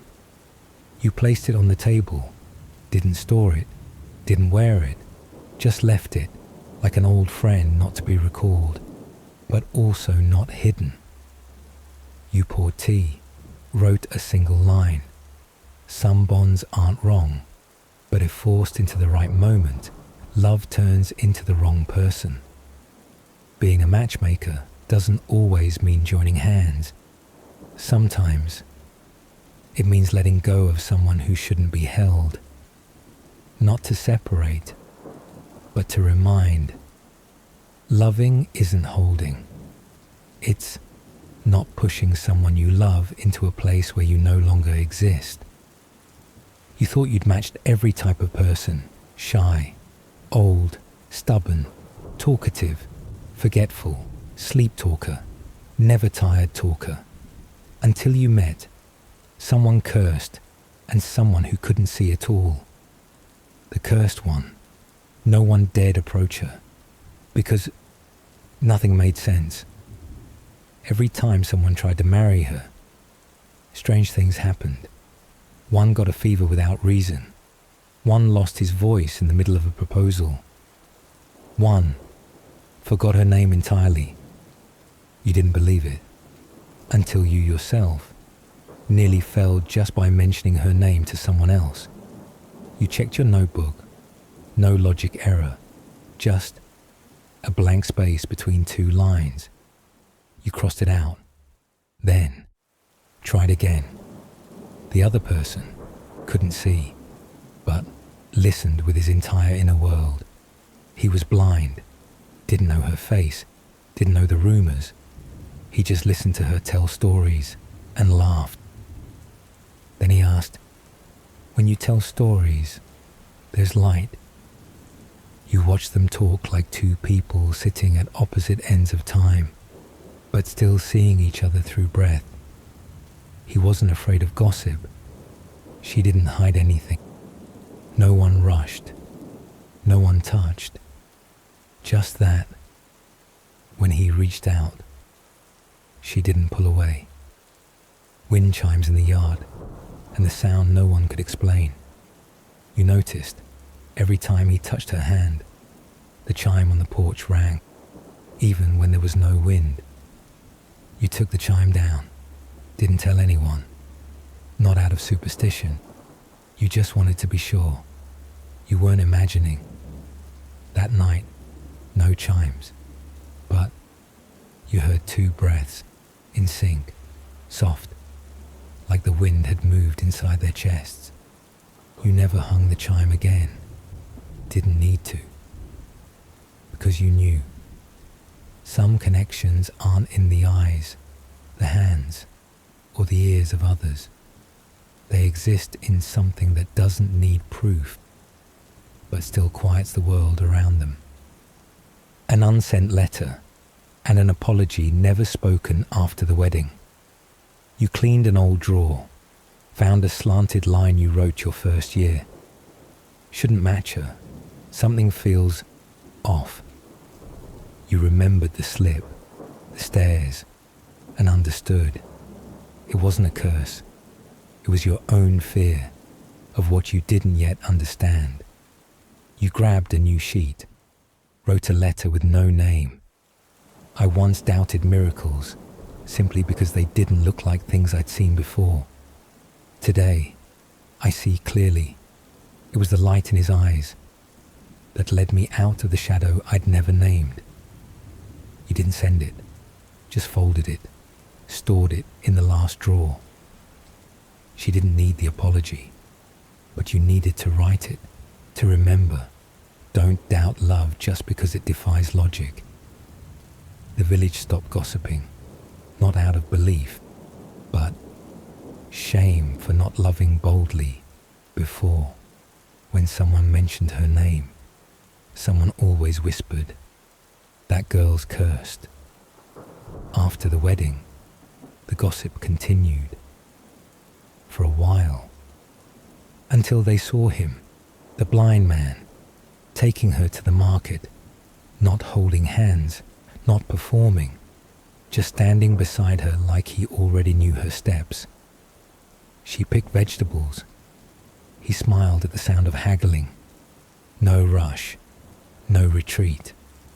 Since then, no one said anything. Not because they believed she was no longer cursed, but because they started to feel embarrassed. If even the blind isn't afraid, why should we be? A neighbor changed her tone. Maybe it was all a misunderstanding. Looking at them, it's like the curse was the missing piece that made them fit. You heard it all. Didn't chime in. Didn't smile. You went home, wrote in the notebook, "Some rumors don't need to be disproved. They just need someone brave enough to love past them, and they go quiet on their own." The wedding had no band, only flowers and a handwritten note. If love doesn't need to be seen, then let me hold you by breath alone. People still whispered, years later, that she was cursed. Only difference was, no one dared come close anymore because she already had someone standing next to her. And that person never left, even without seeing. Some curses can't be broken, but if someone doesn't need to break them and still stays, then the curse isn't so scary anymore. You didn't erase the blank line in the notebook, just wrote beneath it, "Not everyone is here to break a curse. Some just need not to fear it, and that's enough." You thought you only matched people with people, until one day someone came and placed a small cage in front of you. Inside was an egg, glowing like it had been wrapped in silver. "I don't need you to find someone for me. I just want you to find the right person for this egg." You said nothing, not out of confusion, but because a part of you truly believed this egg could feel sadness. The egg's keeper, a girl who didn't speak, only listened. She said nothing the entire meeting. She just placed the egg on the table, touched it gently, and smiled, as if hearing something very small, very distant. You asked, "Why does the egg need a match?" She only wrote, "Because it's about to hatch, and a being born into the world needs its first love to understand why it should live at all." The candidates, men who thought they were coming to find a wife, turned out to be the ones being chosen by an egg. You brought each one in. No one saw anything strange. They just sat, touched the egg, and shivered. One said, "I feel someone crying." Another said, "I hear music, but like it's echoing from inside my bones." You understood. The egg would only open to someone who could listen to things unsaid. The chosen one, not handsome, not brilliant. Just the one who could sit still the longest. He didn't ask anything. Just sat there, looking at the egg like staring into a familiar memory. After everyone else had gone, he remained, poured tea, wiped the table, and whispered, "If you need to hatch, do it whenever you want. I'll be here to talk to your shell until you feel safe enough to break." The egg warmed slightly. The girl smiled, for the first time, out loud. An old memory, and a note no one remembered writing. You felt he was familiar, not the face, the feeling. You went back through your old notebooks, found a faded note from years ago. Boy left at temple gate, beside a bird cage with no bird. No one remembered writing it, but the handwriting was yours. And the cage today, identical. Not broken, not faded, just right on time. You didn't write anything else. Just closed the book and thought, maybe this egg was looking for someone who'd been loved the right way before, so it could hatch again. A man didn't ask to marry, just asked to sit beside a dream. An old man came late, after the candidate list had closed. He didn't ask to wed, didn't ask anything. He just said, "I don't need it to call me anything. I just want to sit nearby when it dreams." You nodded, no reason why. 3 days later, he never returned. But under the tree where he once sat, you found a folded note. "I was once an egg no one listened to.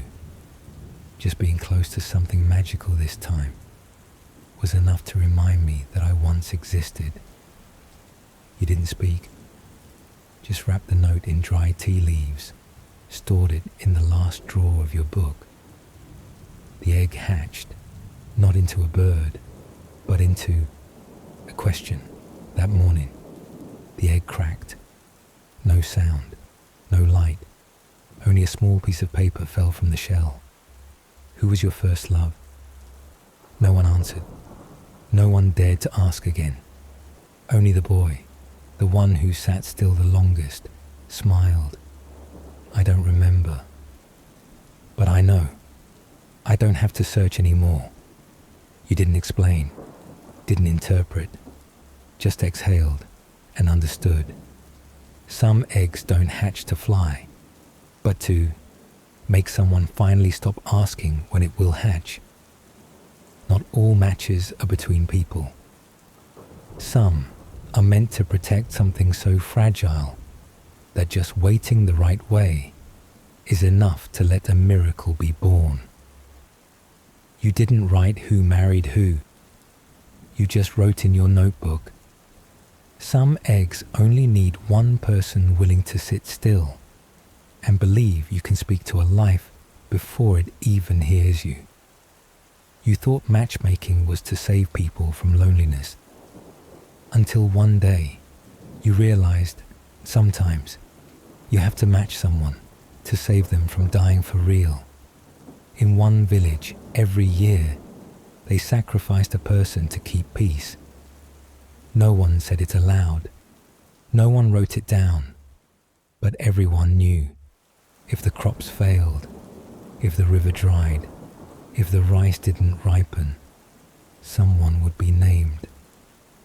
That year, the chosen one was an orphan girl. Gentle, quiet, no relatives. And when her name was called, the entire village went silent, as if they'd acted this scene too many times before. You weren't invited to make a match. You came to offer the last solution.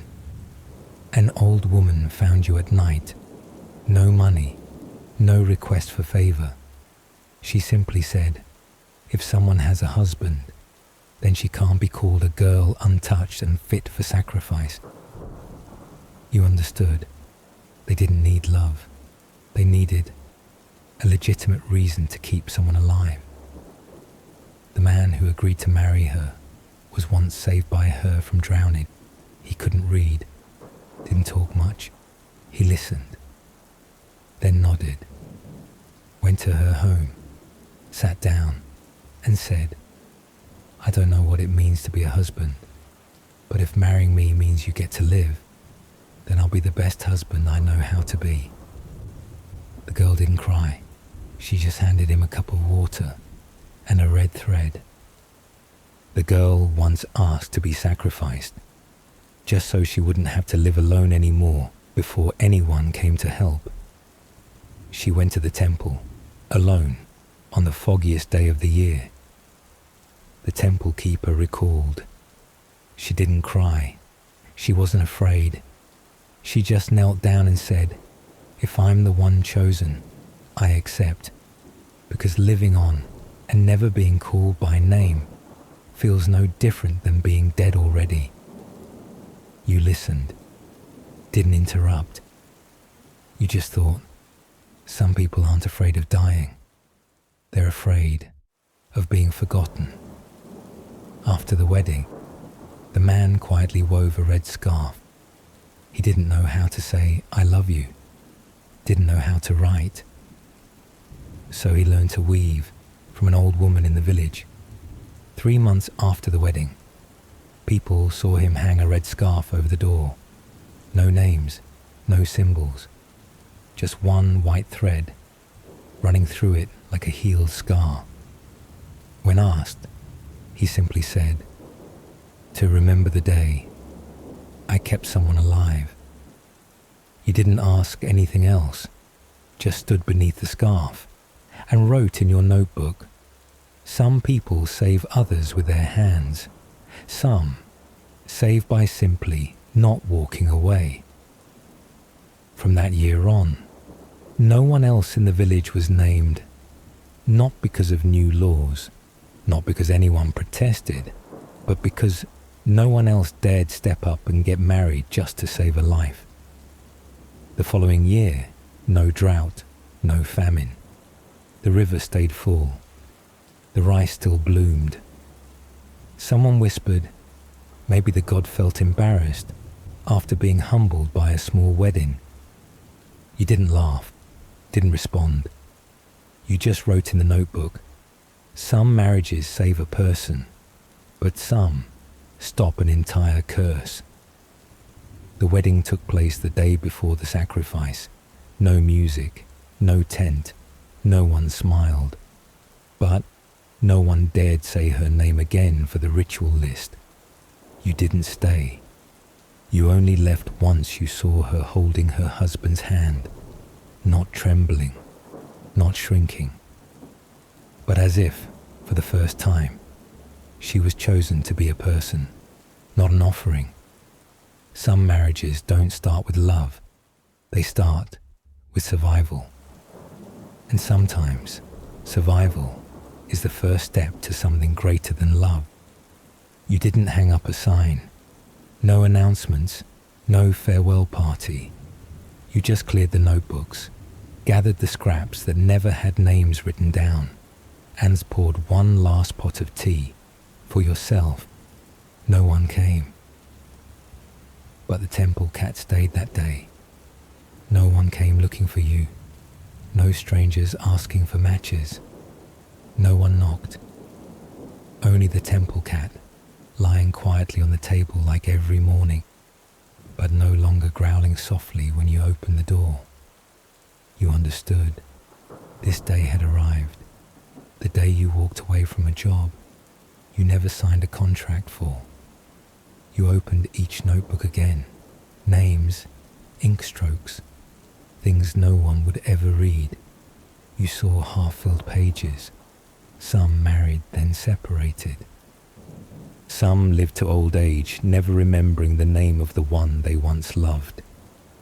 You weren't sad, because you never expected to be credited. You just wrote one final line. Not everyone is remembered, but if someone was less lonely because of me, then that's enough. No statue, no shrine. But a week later, a little girl brought you some pastries, didn't say her name, just set them down and said, "My mom said you once saved someone. I don't know who, but I think I should thank you." You didn't say anything, just split the pastries in two, half for her, half for the cat. History doesn't record the one who held someone's hand at their weakest, but the hands that were once held. Never forget how that felt. You don't need to be mentioned. You just hope that if someone didn't get lost because of you, then when they tell the story, even without a name, you're still in it. Angheperur Neferneferuaten, a woman who assumed the role of pharaoh at the end of the Amarna period in Egypt's 18th dynasty. She may have been Princess Meritaten, daughter of Pharaoh Akhenaten and Queen Nefertiti, or possibly Nefertiti herself. Evidence confirming her gender comes from the epithet Akhet Enhies, effective for her husband, which appears in a cartouche. If Neferneferuaten was in fact Nefertiti, her reign marked the collapse of the Amarna era, forcing a return to the old city of Thebes, according to Egyptologist Zahi Hawass. The brief reigns of Smenkhare and Neferneferuaten, along with the ambiguous evidence surrounding the transition from Akhenaten to Tutankhamun, make this period of history difficult to interpret. Some theories suggest Smenkhare was co-regent with Akhenaten for about 1 year starting in his 13th regnal year, while James Allen proposes that Smenkhare succeeded Neferneferuaten. Discussions about this period remain controversial and unclear. Queen Neferneferuaten is one of the most enigmatic figures in ancient Egyptian history. A queen without a tomb, a shadowy female king, and possibly Nefertiti, wearing the crown a second time, this time with absolute power. Outside, desert winds shriek through the cracks like the sighs of unrested spirits. Inside your imagined chamber, a dim golden light falls upon a bust, not of a god, but of a woman. Not the goddess Isis, but Nefertiti, or a different name that history fumbles to call correctly, Neferneferuaten, a name long like a whisper, soft as silk but sharp like a blade sliding through erased inscriptions. You're standing in front of a mirror, not a gleaming silver one from the Roman courts, but a piece of polished metal, reflecting your silhouette under the flickering glow of a tiny oil lamp, the kind of light that knows how to keep secrets. You've just placed the crown on your head, not a crown of flowers, not a soft silk ribbon like the wives in Thebes might wear. You wear the blue crown, the one only pharaohs are allowed to touch. But you're not pharaoh, or at least, not before now. You are Nefertiti, great royal wife of Akhenaten, the man who declared that the entire world should worship only one god, Aten, the sun. They called you the perfect woman has come. Your name was once etched on every temple wall in Amarna. You weren't just the queen standing behind. You stood beside him, rode the chariot, defeated enemies, made offerings. Some say you were a co-regent. Others say you were already king, even before he died. Then came year 12 of his reign. Your name vanished. No more statues, No more inscriptions, no more trace, like a flame snuffed out by an invisible hand. But strangely, a new name appeared, slipping in like wind through a crack in the night. Anket Keperura Nefer Neferuaten. A long name, full of power, but strange, because its grammar was feminine. A new pharaoh, but addressed with female pronouns. A king, but called beloved of Akhenaten. History stammered. Archaeologists argued. And you, standing before the mirror, unblinking, you knew better than anyone. You didn't vanish. You transformed. You were no longer Nefertiti. You were Nefer Neferuaten. A name born out of necessity. A power vacuum. A religion not yet dead. And a throne still without a body. No one crowned you. No one praised you. But you sat down, as if it was always meant to be. As if history, from the beginning, had been yours. That night, you still wore the blue crown. The lamplight trembled, casting your face on the wall like a shadow with memory. You looked into the mirror, and you whispered, not who am I, but how will they write me when I'm no longer here? No one answered.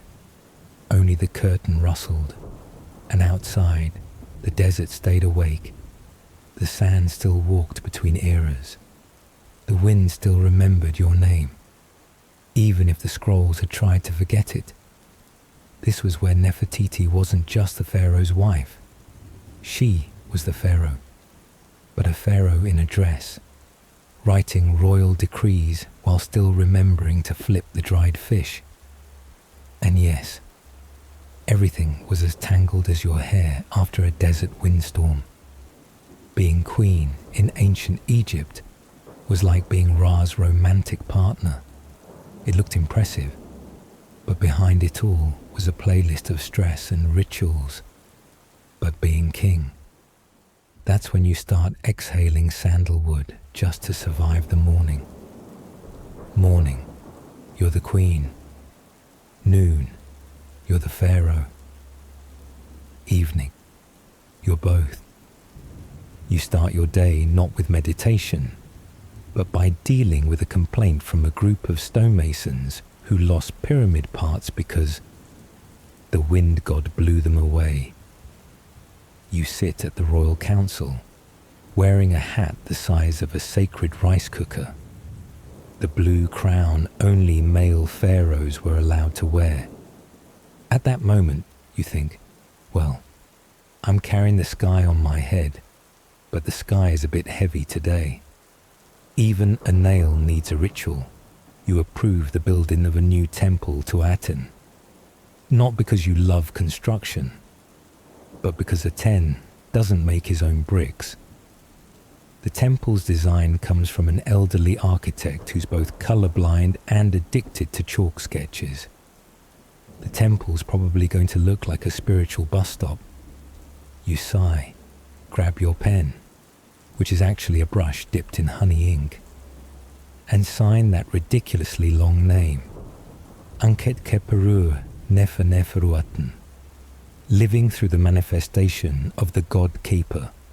Beloved of Aten, please stop, my neck hurts. Then turn to the steward. Bring me tea. No, wait. Bring me date wine. I have a feeling I'm one altar away from being worshipped next to dried fish. People look at you and don't know what to call you. Your Majesty, sir. Honored Pharaoh, Mum. Oh, eyeliner deity? You step into a ritual. People kneel, but they're not sure whether to shout, "Long live the king," or "May the queen stay forever young." So they scream both, which turns into "Long, queen, live, majesty, and you smile, half power, half sass. All of history unsure what box to check. The gossip, the drama, the date cakes are gone. Servants whisper you use dark magic to toss the previous pharaoh into the crematory. Others swear you're the goddess Isis after a study abroad year. You don't listen. You have bigger problems, teaching scribes to bow lower and asking the head chef why the lentil soup tastes like a bad omen. Every day as king means tasks like resolve incident of goat herder lost in temple, intervene when sacred cat refuses sacred fish, new law, anyone who draws you looking ugly must read romantic poetry from the previous dynasty. But hold up, you don't have a microphone. No one taught you how to command a room full of men whose robes drag longer than yours. You tap your staff.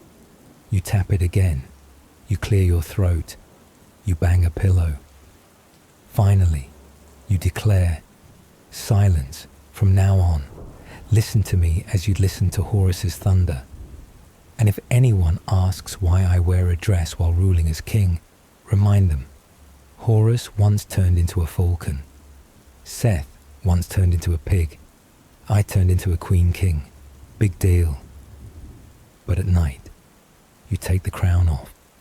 You sit alone under the small oil lamp, its glow flickering across the stone statues. You touch your forehead, where the crown used to press. You're not a man. You're not a god. You're just a woman who decided not to wait for permission to become what she needed to become. No coronation, just silence. Silence, and a bit of eyeliner to rewrite history through your gaze.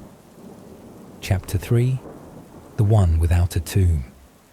You were once Nefertiti, then Neferuaten, then what? The answer is nothing, because no one mentioned your name after that. No statues were made, no tomb was built. In Egypt, a place where people built tombs grander than their living homes. The dead had their own hallways, decorated walls, and dried food for eternity. And you, no tomb, no inscription saying, here lies Neferuaten, the one who lived by Aten's light, mother of the nation, the woman who knew how to accessorize magnificently. Not even a mummy. You, the only female pharaoh between two dynasties, vanished from the funerary system like you'd failed some divine exam. Erasure, the national sport of later dynasties, they called it damnatio memoriae, the curse of being erased from memory. Your name, once carved into temples, was now chipped away like stale bread pecked by crows. Your image, once shown standing beside Aten, was plastered over as if you never existed. No one called you a traitor. No one put you on trial. They simply deleted you, as if you were a formatting error in the sacred records. But what about the chamber behind King Tut's tomb? In 2015, an archaeologist suggested there might be a hidden room behind the wall of Tutankhamun's tomb. People nearly fainted from excitement. The media exploded. Radars were brought in. Data was scanned. Theories were served like a buffet for scholars. And then, the Egyptian authorities said, actually, there's nothing there. The radar was faulty. Or maybe there is something. But let's not talk about it. Since then, no one brings it up. The chamber is still there. Maybe, maybe not. Just like you. A historical theory in eyeliner. A monument not buried underground, but standing on a museum shelf. No mummy, but there's a face. The famous bust, found in Thutmose's workshop, with high cheekbones, a tilted gaze, and a raised chin that seems to say to the world, I'm still here, and the light is shining on me, even if you try to erase it. The problem is, no one knows if the bust depicts Nefertiti or Neferuaten. Maybe it's both. Maybe it's you before being erased. Or maybe it's a version of you that you created so you'd never be erased. You are the whisper in the wind. You have no temple, no tomb, no place where people leave flowers or light candles. But you have doubt. You exist in the questions historians can't answer, in the odd patches of plaster on ancient walls, in the scraped ink traces where someone once carved your name, and in the sound of desert wind at night, the one thing no one can delete.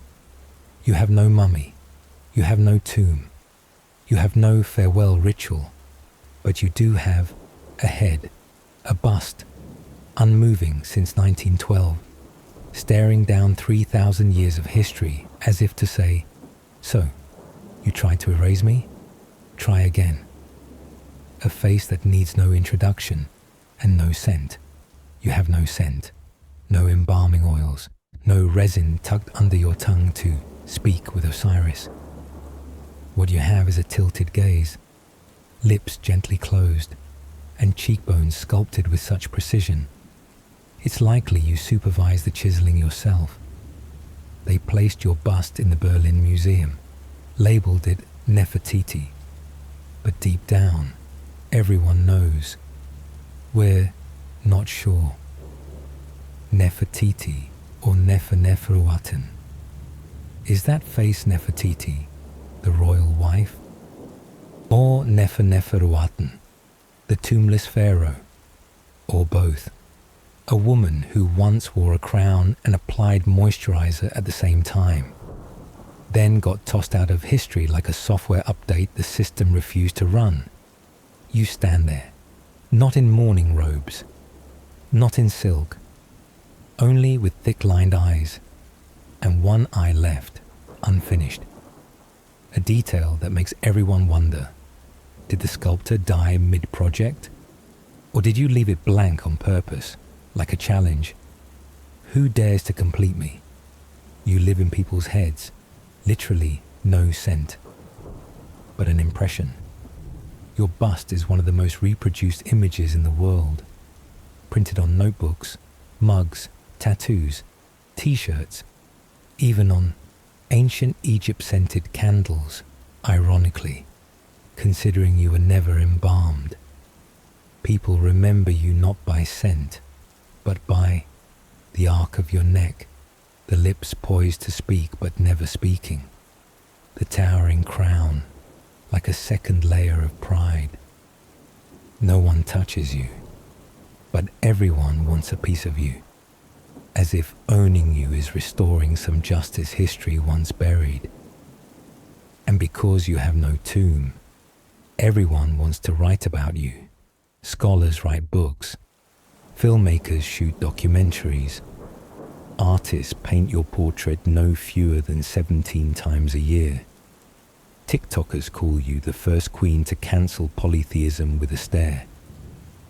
You become a symbol, no speaking required, no explanation. You stand there, a wordless question, a memory with no smell, a ghost with eyeliner. You don't need a tomb, because you live in people's minds, and memories stored in the heart don't need mummification. They preserve themselves. You didn't go into a graveyard. You went into paintings, into memory cards, into 2 a.m. Google searches from the Sleepless. And now, you rest, not in soil, but in dreams. When someone closes their eyes and imagines an Egyptian queen, they see you, not Cleopatra, not Hatshepsut, not Isis, but that face, tall, tilted, motionless, half stone, half defiance, and fully immortal, without needing a body. If history were a person, it would be a child writing in a diary with a glitter pen and no eraser. It records everything. except what it finds awkward. You were one of those things. No one knew what category to put you in. You weren't a normal royal wife because you ruled. You weren't quite a king because you wore feminine clothes, signed with feminine grammar, and didn't grow a ceremonial beard like the pharaohs who loved cosplay. You weren't a mysterious queen of unknown identity because your name was right there. But no one wanted to say it out loud, so the scribes twisted themselves in knots. They wrote about you with phrases like, possibly a powerful woman of unclear status, an intermediate figure between Nefertiti and Tutankhamun, or possibly didn't exist. They chewed their pens, scratched their heads, and chose the easiest path. Ignore. You were cut out of the timeline like a note off key. If life were an orchestra of pharaohs, you were the stray violin string the conductor pretended not to hear. You weren't in early textbooks. You didn't get your own Wikipedia page until the internet decided you were an unsolved mystery. One scholar even wrote an entire article just to say, Neferuaten, possibly a clerical error caused by name duplication. You, who once signed decrees, commissioned temples, signed beside the god Aten, are now labelled a typo in history. But the more they erase, the clearer you become. Someone finds a broken stellar fragment bearing your name. Feminine grammar. Inscription. Beloved of Akhenaten.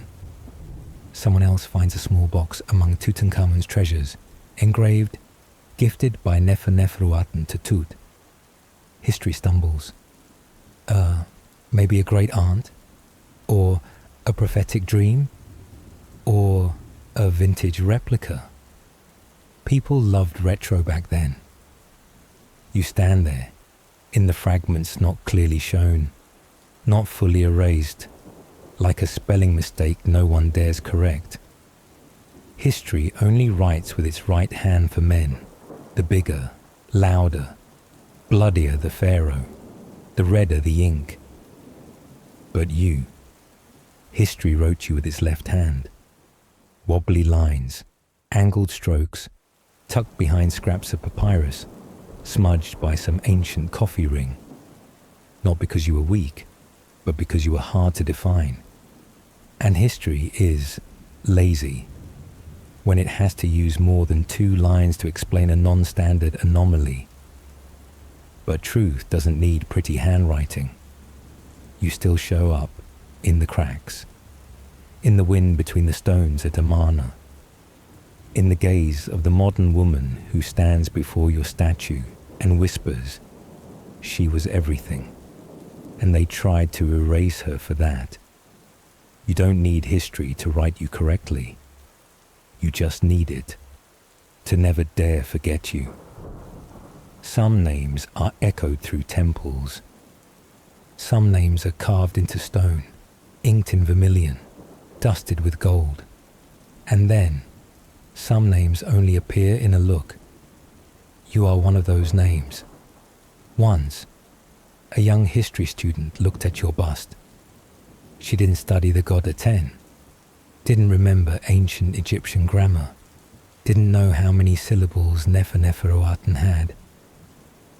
But she paused, stared for a long time, and softly said, I don't know who she is, but these eyes refuse to die. And just like that, no books, no Google Scholar, you returned. A glance scrolling through Instagram, printed on a postcard, then falling asleep in someone's room. You don't need pyramids. Just 6 seconds of scrolling, a save, a share. A few days later, you're printed on the cover of a notebook next to the quote, she remembered who she was, and the game changed. It sounds Pinteresty, a bit Americanized, but whatever. As long as your name is whispered again, This time not by a high priest, but by a lonely young person at night. Your name lives again. In curiosity, people start asking, why was she erased? Was she really Nefertiti? How can a woman rule and be forgotten? The more they ask, the more your name takes shape, not in history, but in the modern gut instinct. You're not remembered by reign length. You're not remembered by title. You're remembered because you were erased and still refuse to disappear. Some names don't need to be carved.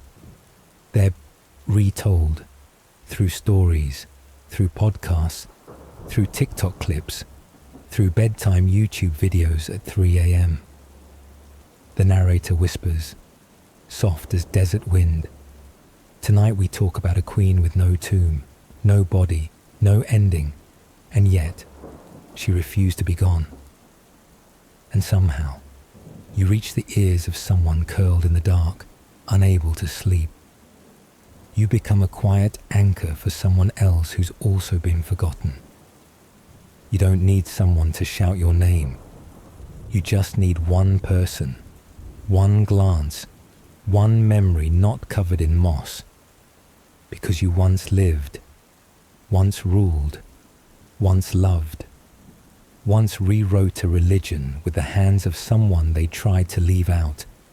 And even if they erased you, that look remains, and those who've seen it can no longer pretend to forget. If you're still awake, take a deep breath. Your name, Neferuaten, is no longer tucked away in an archive. It lives in us, in the reader, in the listener, in the one who quietly typed your name into the search bar with a restless heart. No one taught them about you in school. Your name wasn't on the first page of any textbook. It wasn't printed on graduation shirts, wasn't part of any final exam, and certainly not included in any tomb tour itinerary. Because you didn't have a tomb, but still, they know. They look into the mirror and see an expression that matches yours, not because they want to be Pharaoh. No, they just want to quietly do what they're good at without needing anyone's permission, just like you once did. Once signed your name on decrees, once held your gaze steady while the entire royal court panicked because you refused to disappear the way they hoped. They don't wear crowns, but they wear slightly high heels and slightly tired eyes. A woman walks into a meeting room among 9 men and a flickering projector. She doesn't raise her voice, doesn't try to outshine anyone. She simply says, "This is the plan I wrote." And she looks up. That look feels familiar. Strange, isn't it?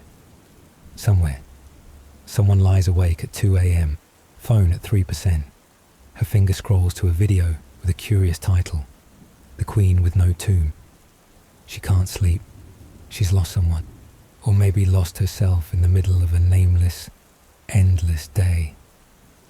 And when the voice in the video whispers, she was erased, but not gone, she sits upright and softly says, "That's me." Someone was once dismissed for being too ambitious. Someone once chose not to marry. Someone once became a single mother. Someone once gave up a life all prepared, just to do what she believed was right. No one sculpted their statues. No one called them great. But when they see your bust, not Cleopatra, not Isis, no lipstick, no smile, they know. You don't need a glittering crown. You have eyes that are tired, but unflinching. So do they.